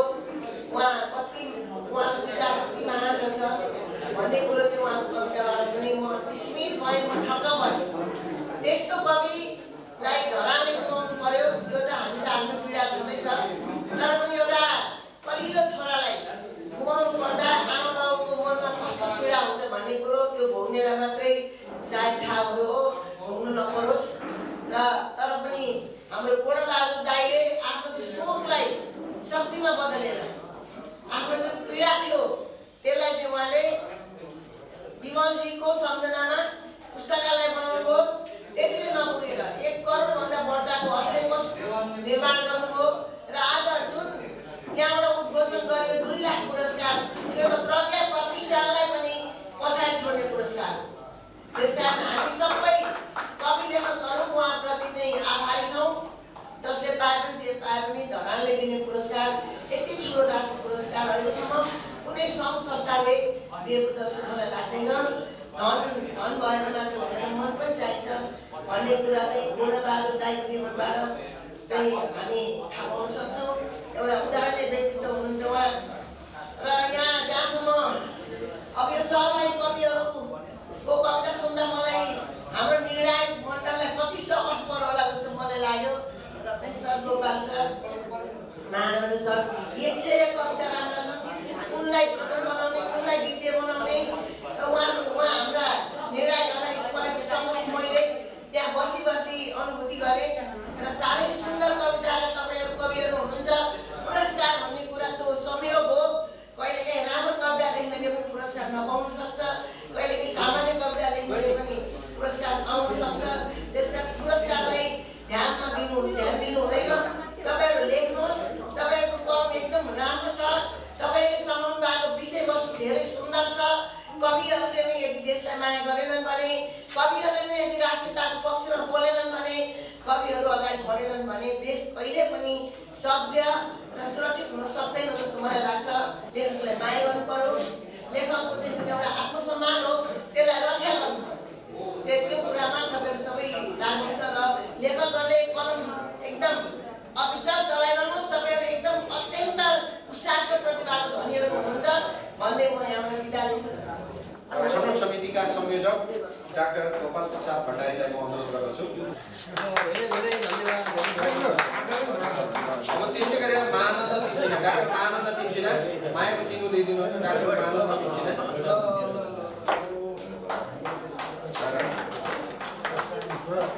विशेष अतिथि कुन्ता दिदीलाई पनि मायाको चिनो लिइदिनु म अनुरोध गर्दछु। अब मेयर साहब हाम्रो तिलक राईलाई पनि मायाको चिनो, जुन धरान नगरकै प्रमुख अतिथि उहाँलाई पनि मायाको चिनो लिइदिनु म अनुरोध गर्दछु। अब आजका प्रमुख अतिथि धरान नगरपालिकाका मेयर तिलक राईलाई आफ्नो मन्तव्य राखिदिनु म अनुरोध गर्दछु। विमल स्मृति पुस्तकालयद्वारा आयोजित कविता प्रतियोगिता पुरस्कार वितरण तथा 50औं स्मृति दिवसको सन्दर्भमा 50औं जन्म जयन्ती सन्दर्भमा आयोजित कार्यक्रमका सभाध्यक्षज्यू, विशिष्ट अतिथि माननीय पूर्व सांसद साहित्यकार कवयित्री गुप्ता शर्माज्यू, कवि विनोदका बहिनी शान्ति गुरुङ लगायत परिवारजन, आफन्तजन, निर्णायक मण्डलका संयोजक लगायत डाक्टर साहबहरू, भर्खरै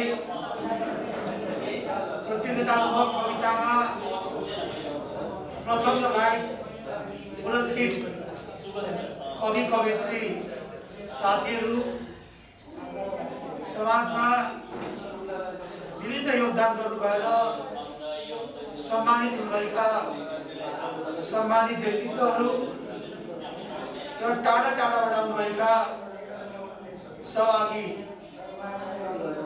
कवि कवयित्री लगायत सम्पूर्ण हलमा उपस्थित मान्यजनहरूलाई धरान उपमहानगरपालिकाको नगर प्रमुख कैसनले मेरो व्यक्तिगत तर्फबाट यहाँलाई हार्दिक न्यानो नमस्कार व्यक्त गर्न चाहन्छु। नमस्कार। आदरणीय कवि कवयित्री साथीहरू, म यही बुद्ध चोकैको जहाँ हामी कार्यक्रम गर्दैछौँ, मेरो ठाउँ ठेगाना पनि यही चोक भएको हुनाले स्थानीयवासीको रूपमा पनि म सहभागी प्रतियोगी कवि कवयित्रीहरूलाई चाहिँ स्वागत गर्न चाहन्छु, बधाई शुभकामना व्यक्त गर्न चाहन्छु। वास्तवमा यो साहित्यिक सृजना भनेको एउटा अन्तरात्माबाट आउने कुराहरू हो। हरेक मान्छेको अन्तरात्मामा केही न केही कुरा आइरहेको हुन्छ, सबैको मन मस्तिष्कमा हुन्छ। त्यसलाई कसैले लिपिबद्ध छन्द होइन तपाईँको चाहिँ लय मिलाएर लेख्न सक्छन्, कसैले लेख्न सक्दैनन्। उसले सोच्छन् मनमा नै हराएर जान्छ होइन। कसैले व्यक्त गर्न सक्छन्, कसैले व्यक्त गर्न सक्दैन। यो हरेक व्यक्तिको मनमा आउने कुरा हो।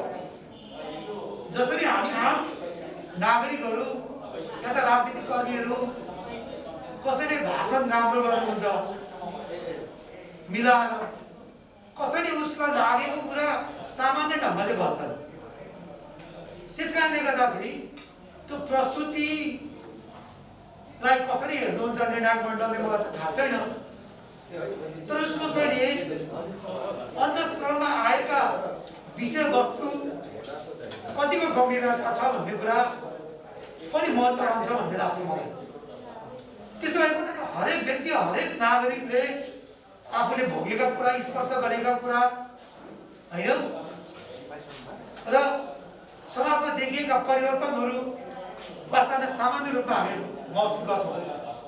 तर जो कवि सफल हुनुहुन्छ, जसको कुरा सुन्दै हुन्छ, जसले सही ढङ्गबाट सही समयमा सही ढङ्गबाट शब्द संयोजनबाट चाहिँ प्रस्तुत गरेर आम दर्शक वर्गलाई, श्रोताहरूलाई एक किसिमको चेतना दिन सक्नुहुन्छ, त्यसले समाजमा केही परिवर्तन पनि गर्छ। वास्तवमा त्यो एउटा सृजना हो भन्ने लाग्छ मलाई व्यक्तिगत रूपमा। नभए सबैले सोचेकै हुन्छ, सबैलाई मनमा लागेकै हुन्छ होइन।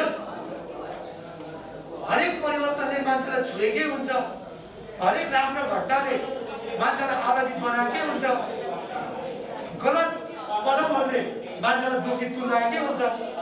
तर किन त्यो कवि जसले एउटा चाहिँ साहित्य सृजना गर्छ, जसको एउटा चोटिलो प्रस्तुति हुन्छ, उसले वाहवाही प्राप्त गर्छ र हरेक व्यक्तिले उसको अन्तस्करणमा त्यो चिजवस्तु ग्रहण पनि गर्छ। त्यो एउटा सृजना हो जो पुरस्कृत पनि हुन्छ। त्यसो भएको हुनाले एउटा विशिष्ट खालको तपाईँको चाहिँ एउटा प्रस्तुति कला क्षमता पनि हो भन्छु म। यस बारेमा कवि विमल एउटा सानै उमेरमा होइन, कलिलो युवा अवस्थामै होइन, तरुण अवस्थामै चाहिँ दिवंगत हुनुभयो। जो हाम्रो सखा साथी हुनुहुन्थ्यो, हामीसँगै हुर्केको साथी हुनुहुन्थ्यो। हामी यही बुद्ध चोक वरिपरि खेल्थ्यौँ होइन, वकिङथ्यौँ होइन, हरेक कुरामा। अहिले जस्तो समय थिएन उस बेला होइन। अहिले जति पनि रमाइलो गर्ने स्रोत साधन समय उपलब्ध छ, तर त्यति बेला त्यस्तो थिएन होइन। सामाजिक रूपमा चाहिँ हामी हुर्क्यौँ बढ्यौँ होइन। र ऊ चाहिँ नि अत्यन्त तपाईँको चाहिँ ठिक छ एउटा चाहिँ सिर्जना गर्ने एउटा कविको रूपमा चाहिँ स्थापित भइसकेको व्यक्ति थियो। तर विविध एउटा चाहिँ घटनाक्रमले गर्दा दुर्घटना हुन पुग्यो। काठमाडौँबाट फर्किँदै गर्दा त्यति बेला चाहिँ बाटोको परिस्थिति होइन, राजनीतिक सेवामा आउँदै गर्दा चाहिँ दिवंगत हुनुभयो। हामी यहाँ मनोवाहित भयो उहाँको सखा हो। त्यो हामीले त्यो उहाँको चाहिँ अन्तिम संस्कार पनि काठमाडौँमै गऱ्यौँ हामी होइन। धरान पनि ल्याउन पाएन, धरानमा पनि ल्याउन सकिएन। अहिले जस्तो सुविधा भएको हामी कुदेर जान्थ्यौँ होला काठमाडौँ, तर त्यति बेला काठमाडौँ जानु पनि धेरै ठुलो चुनौतीको कुरा हुन्थ्यो। धेरै कुरा जोडजाम गरेर मिलाएर होइन काठमाडौँ जानु धेरै समस्या हुन्थ्यो। अब अहिले जस्तो हामी गाडीको गाडी जान्थ्यौँ होला होइन, त्यस्तो सुविधा थियो। त्यस कारणले गर्दा हामीले उसको अन्तिम संस्कारमा पनि सहभागी हुने मौका जुरेन। हाम्रो केही साथी दाजुभाइहरू त्यति बेला भर्खर सुरु भएको थियो काठमाडौँ पढाइ पढ्न जाने, एसएलसी पास गरेकै काठमाडौँ पढ्न जाने भन्ने हुन्थ्यो। हाम्रो दाइहरू उहाँ हुनुहुन्थ्यो काठमाडौँमा, जो काठमाडौँ हुनुहुन्थ्यो उहाँहरू सहभागी हुनुभयो। नभए हामी चाहिँ अलिक धेरै मुफसल भनौँ न धरान त्यति बेला हामी सहभागी हुन पायौँ। तर पनि कवि विमलको चाहिँ कविताहरू जुन रूपमा हामी चर्चा गरिरहेको छौँ त्यो अत्यन्त तपाईँको छ नि होइन, ओजिलो गर्विलो होइन एउटा साहित्य सृजनाको रूपमा हामीले लिइरहेको छौँ। उसबाट धेरै कवित्रले चाहिँ उत्प्रेरणा पाएर वास्तवमा साहित्य सृजना गरेको पनि हुनुहुन्छ होला, पछि गर्न पनि हुनुहुन्छ होला भन्ने म चाहिँ राख्न चाहन्छु। त्यो मात्र होइन, जति कवि विमलको साहित्य सृजना र लगाव थियो त्योभन्दा ठुलो लगाव त उहाँको परिवार, उहाँको बुवा पूर्णबहादुर गुरुङ मामाजी हुनुहुन्छ, उहाँको परिवार हुनुहुन्छ। उहाँको कवि विमलको साहित्य सृजनाभन्दा ठुलो योगदान चाहिँ अहिले चाहिँ पूर्णबहादुर गुरुङ र शान्ति गुरुङ उहाँको बहिनी हाम्रो चाहिँ साथी उहाँको योगदान छ भन्ने कुरा म राख्न चाहन्छु। वास्तवमा उहाँले अहिले त्यति यत्रो योगदान नगरिदिएको भए होइन, कहाँ यतिका कविहरू मैले देखेँ, सिन्धुलीदेखि कहाँबाट आउनु भएको छ हाम्रो कविको व्यक्तिहरू होइन। उहाँले यस्तो चाहिँ मौका कहाँ पाउनुहुन्थ्यो त होइन। उहाँले जुन एउटा लगानी एउटा चाहिँ त्यो गर्नुभएको छ कि वास्तवमा यसको चाहिँ अत्यन्तै ठुलो कदर पनि गर्न चाहन्छु। नगर प्रमुखको हैसियतले हामीले समय व्यवस्था पनि गर्न सक्दैनौँ हामी नेपालको नेताहरू, त्यसमध्ये म पनि बस्छु। सबै कुरा हाम्रो अस्तव्यस्त हुन्छ, तर यसलाई पहल कदमी गर्ने होइन, यसलाई पछ्याउने ल न केही न केही गर्नु पर्यो भनेर खबरदारी गर्ने मान्छे चाहिन्छ। खबरदारी गर्ने मान्छे, पछ्याउने मान्छे भयो भने कम्तीमा म चाहिँ गर्न चाहन्छु, अरू मध्येमा पर्दिनँ होइन। एउटा सोच राखेको मान्छे हो म के गर्नुपर्छ भने। त्यस कारणले म आयोजक साथीहरूलाई पनि म अपिल गर्न चाहन्छु, केही गर्नको लागि केही खबरदारी गरौँ, पहल कदमी गरौँ। यहाँले खै गर्नु होला, खै गर्नु भने नगरपालिकाको तर्फबाट हामी केही गर्नु होला। अहिले नगरपालिकाले हामीले यसो केही टोकन पैसा दिन्छौँ यहाँको केही भौतिक विकासको लागि वडाले पनि दिइरहेको होला, त्यो सामान्य कुरा हो। तर यो धरानको चाहिँ एउटा साहित्यिक क्षेत्रलाई चाहिँ योगदान गर्नको लागि निजी क्षेत्रबाट, त्यो पनि एउटा परिवारबाट त्यत्रो योगदान गरिनु भएको छ। एउटा त छोरालाई चाहिँ जन्म दिएर त्यत्रो साहित्य सृजना गर्नुमा गुण लाउनु हो, अर्को त्यही साहित्य सृजना यत्रो सारा परिवार सारा सम्पत्ति लगाएर चाहिँ आफै एउटा चाहिँ अध्यक्ष पनि चौकीदार पनि होइन सबै काम गरेर बसिनु भएको छ। यसलाई भावनात्मक रूपमा मात्र होइन कि यसलाई संस्थागत रूपमा पनि हामीले अगाडि बढाउन सक्नुपर्छ। त्यो चाहिँ म चुनौतीको विषय देखिरहेको छु। हामीले जबसम्म संस्थागत गर्दैनौँ यो यसरी नै अलिकति के नमिलेको जस्तो हामीले चाहिँ व्यवस्थापन हामीले महसुस गर्नुपर्छ। मैले वडालाई चाहिँ यहाँ देखिरहेको छुइनँ। म यहाँ के आग्रह गर्न चाहन्छु भने पूर्णबहादुर मामाजी, हाम्रो शान्ति गुरुङ लगायत हाम्रो टिमलाई म त्यसको साँची रोबर बस्न तयार छु। अबदेखि कवि विमल स्मृति पुस्तकालयको हरेक कार्यक्रम यो हामी वार्षिक रूपमा गरिन्छौँ। यो कार्यक्रम चाहिँ धरान 18 वडा कार्यालयले चाहिँ व्यवस्थापनको जिम्मेवारी लियोस्, त्यो एग्रिमेन्ट म गराइदिन्छु। मैले अलिकति यो व्यवस्था पनि के नमिलेको जस्तो भइरहेछ होइन। अध्यक्ष आफै, शान्ति गुरुङ आफै यताउति गर्नुपर्ने, उहाँले यति बेला चुप लागेर बस्नुपर्ने, सम्मानित भएर अरूले गर्नुपर्ने। यो अवधिको हामी एग्रिमेन्ट गरौँ। यो हप्ता दिनको त्यो म एग्रिमेन्ट गराइदिन्छु। यो वार्ड नम्बर 18 को वडा कार्यालय अबदेखिको कार्यक्रमको व्यवस्थापन वडा कार्यालय गर्छ होइन। उसको सचिव छ, वडा अध्यक्ष छ, 8-10 जना कर्मचारी छ, नगरपालिकाले हामी कर्मचारी दिन्छौँ। भव्यताका साथ गरौँ होइन। यो त हाम्रो एउटा चाहिँ सम्पत्तिको रूपमा रहेको छ। यसमा पक्कै पनि हाम्रो पूर्णबहादुर गुरुङ लगायत उहाँले स्वीकार्नु नै हुन्छ होला। मैले भाद्रत उहाँलाई सल्लाह नगरी बोलेँ, तर यो अलिक व्यवस्थित ढङ्गले गर्नु जरुरी छ। अलिक ओजिलो अलिकति साजसज्जादेखि लिएर सबै म्यानेजमेन्ट होइन यो सबै कुरामा चाहिँ गर्नु जरुरी छ भन्ने लाग्छ मलाई। किनभयो गौरवको रूपमा लिनुपर्छ।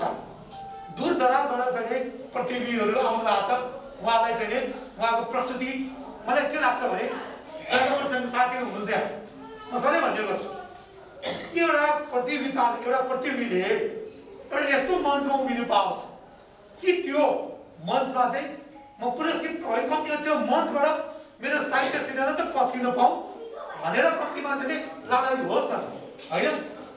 त्यो व्यवस्था गर्ने त्यो प्रतियोगिता त्यो ढङ्गको आकर्षण गर्न सक्छ। कम्तीमा हामीलाई के हुन्छ भने बाफले त्यत्रो मञ्चमा बोल्नु पाए, भाषण गर्नु पाए भन्ने हामीलाई आकर्षण हुन्छ होइन। त्यस्तै हरेक कविताहरूलाई अबदेखिको चाहिँ आयोजनामा कम्तीमा त्यो खालको म्यानेजमेन्ट गरौँ हामी होइन। यहीँ गर्नुपर्छ भन्ने छैन होला, काहीँ राम्रो ठुलो हलमा सभागृहमा काहीँ गरौँ या त यहीँ गऱ्यो भने राम्रोसँग गरौँ भन्ने म चाहिँ अपेक्षा राख्न चाहन्छु। वडा कार्यालयले यो कार्यक्रम गर्नु पाउँदैन गर्मिलो हो, उसको पनि तपाईँको राम्रै हुन्छ। त्यस कारणले गर्दा त्यो ढङ्गबाट हामी अगाडि बढौँ। र म म्यानेजमेन्ट कमिटीलाई म के आग्रह गर्छु भने कम्तीमा हामी टाढा टाढाको छौँ क्या, सधैँ भन्ने गरेको टाढा टाढा छौँ। अनि कहिले भेला हुन्छौँ भन्दा यही पुरस्कार वितरणको दिन मात्रै भेला हुन्छ होला जस्तो लाग्छ, अघि पछि भेला हुँदैन होला जस्तो लाग्छ। त्यस कारणले गर्दा म्यानेजमेन्ट कमिटी पनि अलिकति तपाईँको त्यो ढङ्गको हामी बनाउने प्रयत्न गरौँ, जसले गर्दा सबैको आकर्षण पनि बढोस्। यति उनीहरूलाई पनि कवि विमललाई म सम्झन चाहन्छु र हाम्रो चाहिँ यो चाहिँ आयोजक संस्थाको चाहिँ अध्यक्षज्यू हाम्रो विमलको चाहिँ बुवा पूर्णबहादुर गुरुङ, उहाँको चाहिँ छोरी विमलको बहिनी शान्ति गुरुङ लगायत उहाँको चाहिँ परिवारजनलाई चाहिँ धरानपुर महानगरपालिकाको तर्फबाट सिङ्गो नगरवासीको तर्फबाट यो योगदान र निरन्तरताको लागि हार्दिक हार्दिक बधाई शुभकामना व्यक्त गर्दै जो पुरस्कृत हुनुभयो प्रथमदेखि 7 तहसम्मको कवि पुरस्कृत कवि कवयित्रीहरू र जो सहभागी हुनुभयो यहाँहरू समेतलाई चाहिँ बधाई शुभकामना र आभार व्यक्त गर्दै बिदा हुन चाहन्छु। हस्, नमस्कार, धन्यवाद। अब हामी कार्यक्रमको अन्त्यमा आइसकेका छौँ। हामीले कति कमजोरी गऱ्यौँ होला, त्यसमा पनि हामी क्षमा चाहन्छौँ। यो कार्यक्रम आज अब यही समापन गरिदिनु हुन आजका सभापति विमल गुरुङ स्मृति पुस्तकालयका अध्यक्ष पूर्णबहादुर गुरुङलाई पनि यो कार्यक्रम अन्त्य भएको घोषणा गरिदिनु हुन अनुरोध गर्दै म पनि बिदा हुन्छु। धन्यवाद। यस विमल स्मृति पुस्तकालयको 30औं राष्ट्रिय कविता महोत्सव प्रकाशको जन्म जयन्तीको अवसरमा जति पनि हामीले यहाँ कार्यक्रम गरेको सम्पूर्ण त्यो कार्यक्रम चाहिँ जति पनि त्यसको लागि हो, हामी यो स्वार्थको लागि होइन। तपाईँहरूलाई दुःख पनि भयो, कष्ट पनि भयो, यस कार्यक्रममा सबैलाई सहभागी भइदिनुहोस्। हजुरहरूलाई यो जाने नजाने हामीले तपाईँहरूलाई सहभागी गरेका छौँ। यो त प्रोफेसरहरू डक्टरहरूलाई चाहिँ हामीले टेलिफोनको घरमा चाहिँ कल गरेर बोलाउँछौँ। त्यस कारणले यसलाई स्वीकारेको बाबतमा धेरै धेरै धन्यवाद भन्न चाहन्छौँ। त्यसैले जाने नजाने तपाईँको यो पुस्तकालयमा हामीले धेरै लगानी गर्ने विचार छ उत्थानको लागि, युवाहरूको लागि। जति पनि कविता महोत्सव गराउँदैछु थुप्रो गरेको छु, तर आज पनि तपाईँहरूको लेखनको बारेमा हामीले यो 2 लाख लेखन पुरस्कार चाहिँ स्थापना गरेको छौँ। त्यो चाहिँ सानो विजय हुनेछ। 5 प्रतिशत चाहिँ पुस्तकालयहरू उपहार तय गरेर हामीले छानबिन गर्नेछौँ। त्यस कारणले यो मेरो लागि होइन, तपाईँहरूकै लागि हो। जति पनि हामीले 1,04,00,000 जस्तो हाम्रो 80 प्रश्न छ, त्यो चाहिँ त्यो हाम्रो लागि होइन, तपाईँहरूको लागि हो। युवाहरू उत्थानको लागि, साहित्य उत्थानको लागि हो। त्यस कारणले यो धन्यवाद भन्न चाहन्छु। आजको कार्यक्रम सफल भएको छ। म सम्पूर्ण दाजुभाइहरूलाई धन्यवाद दिन चाहन्छु। साहित्यकारहरूलाई उहाँदेखि आउनुभएको छ। हामीले अहिले अब खानु बस्दिएर छौँ, जान नजाने के गर्ने हो हजुर हो। त्यसलाई नै सबले सतत मानिदिनुहोस् भन्ने मेरो हार्दिक धन्यवाद दिन चाहन्छु। धन्यवाद, नमस्कार।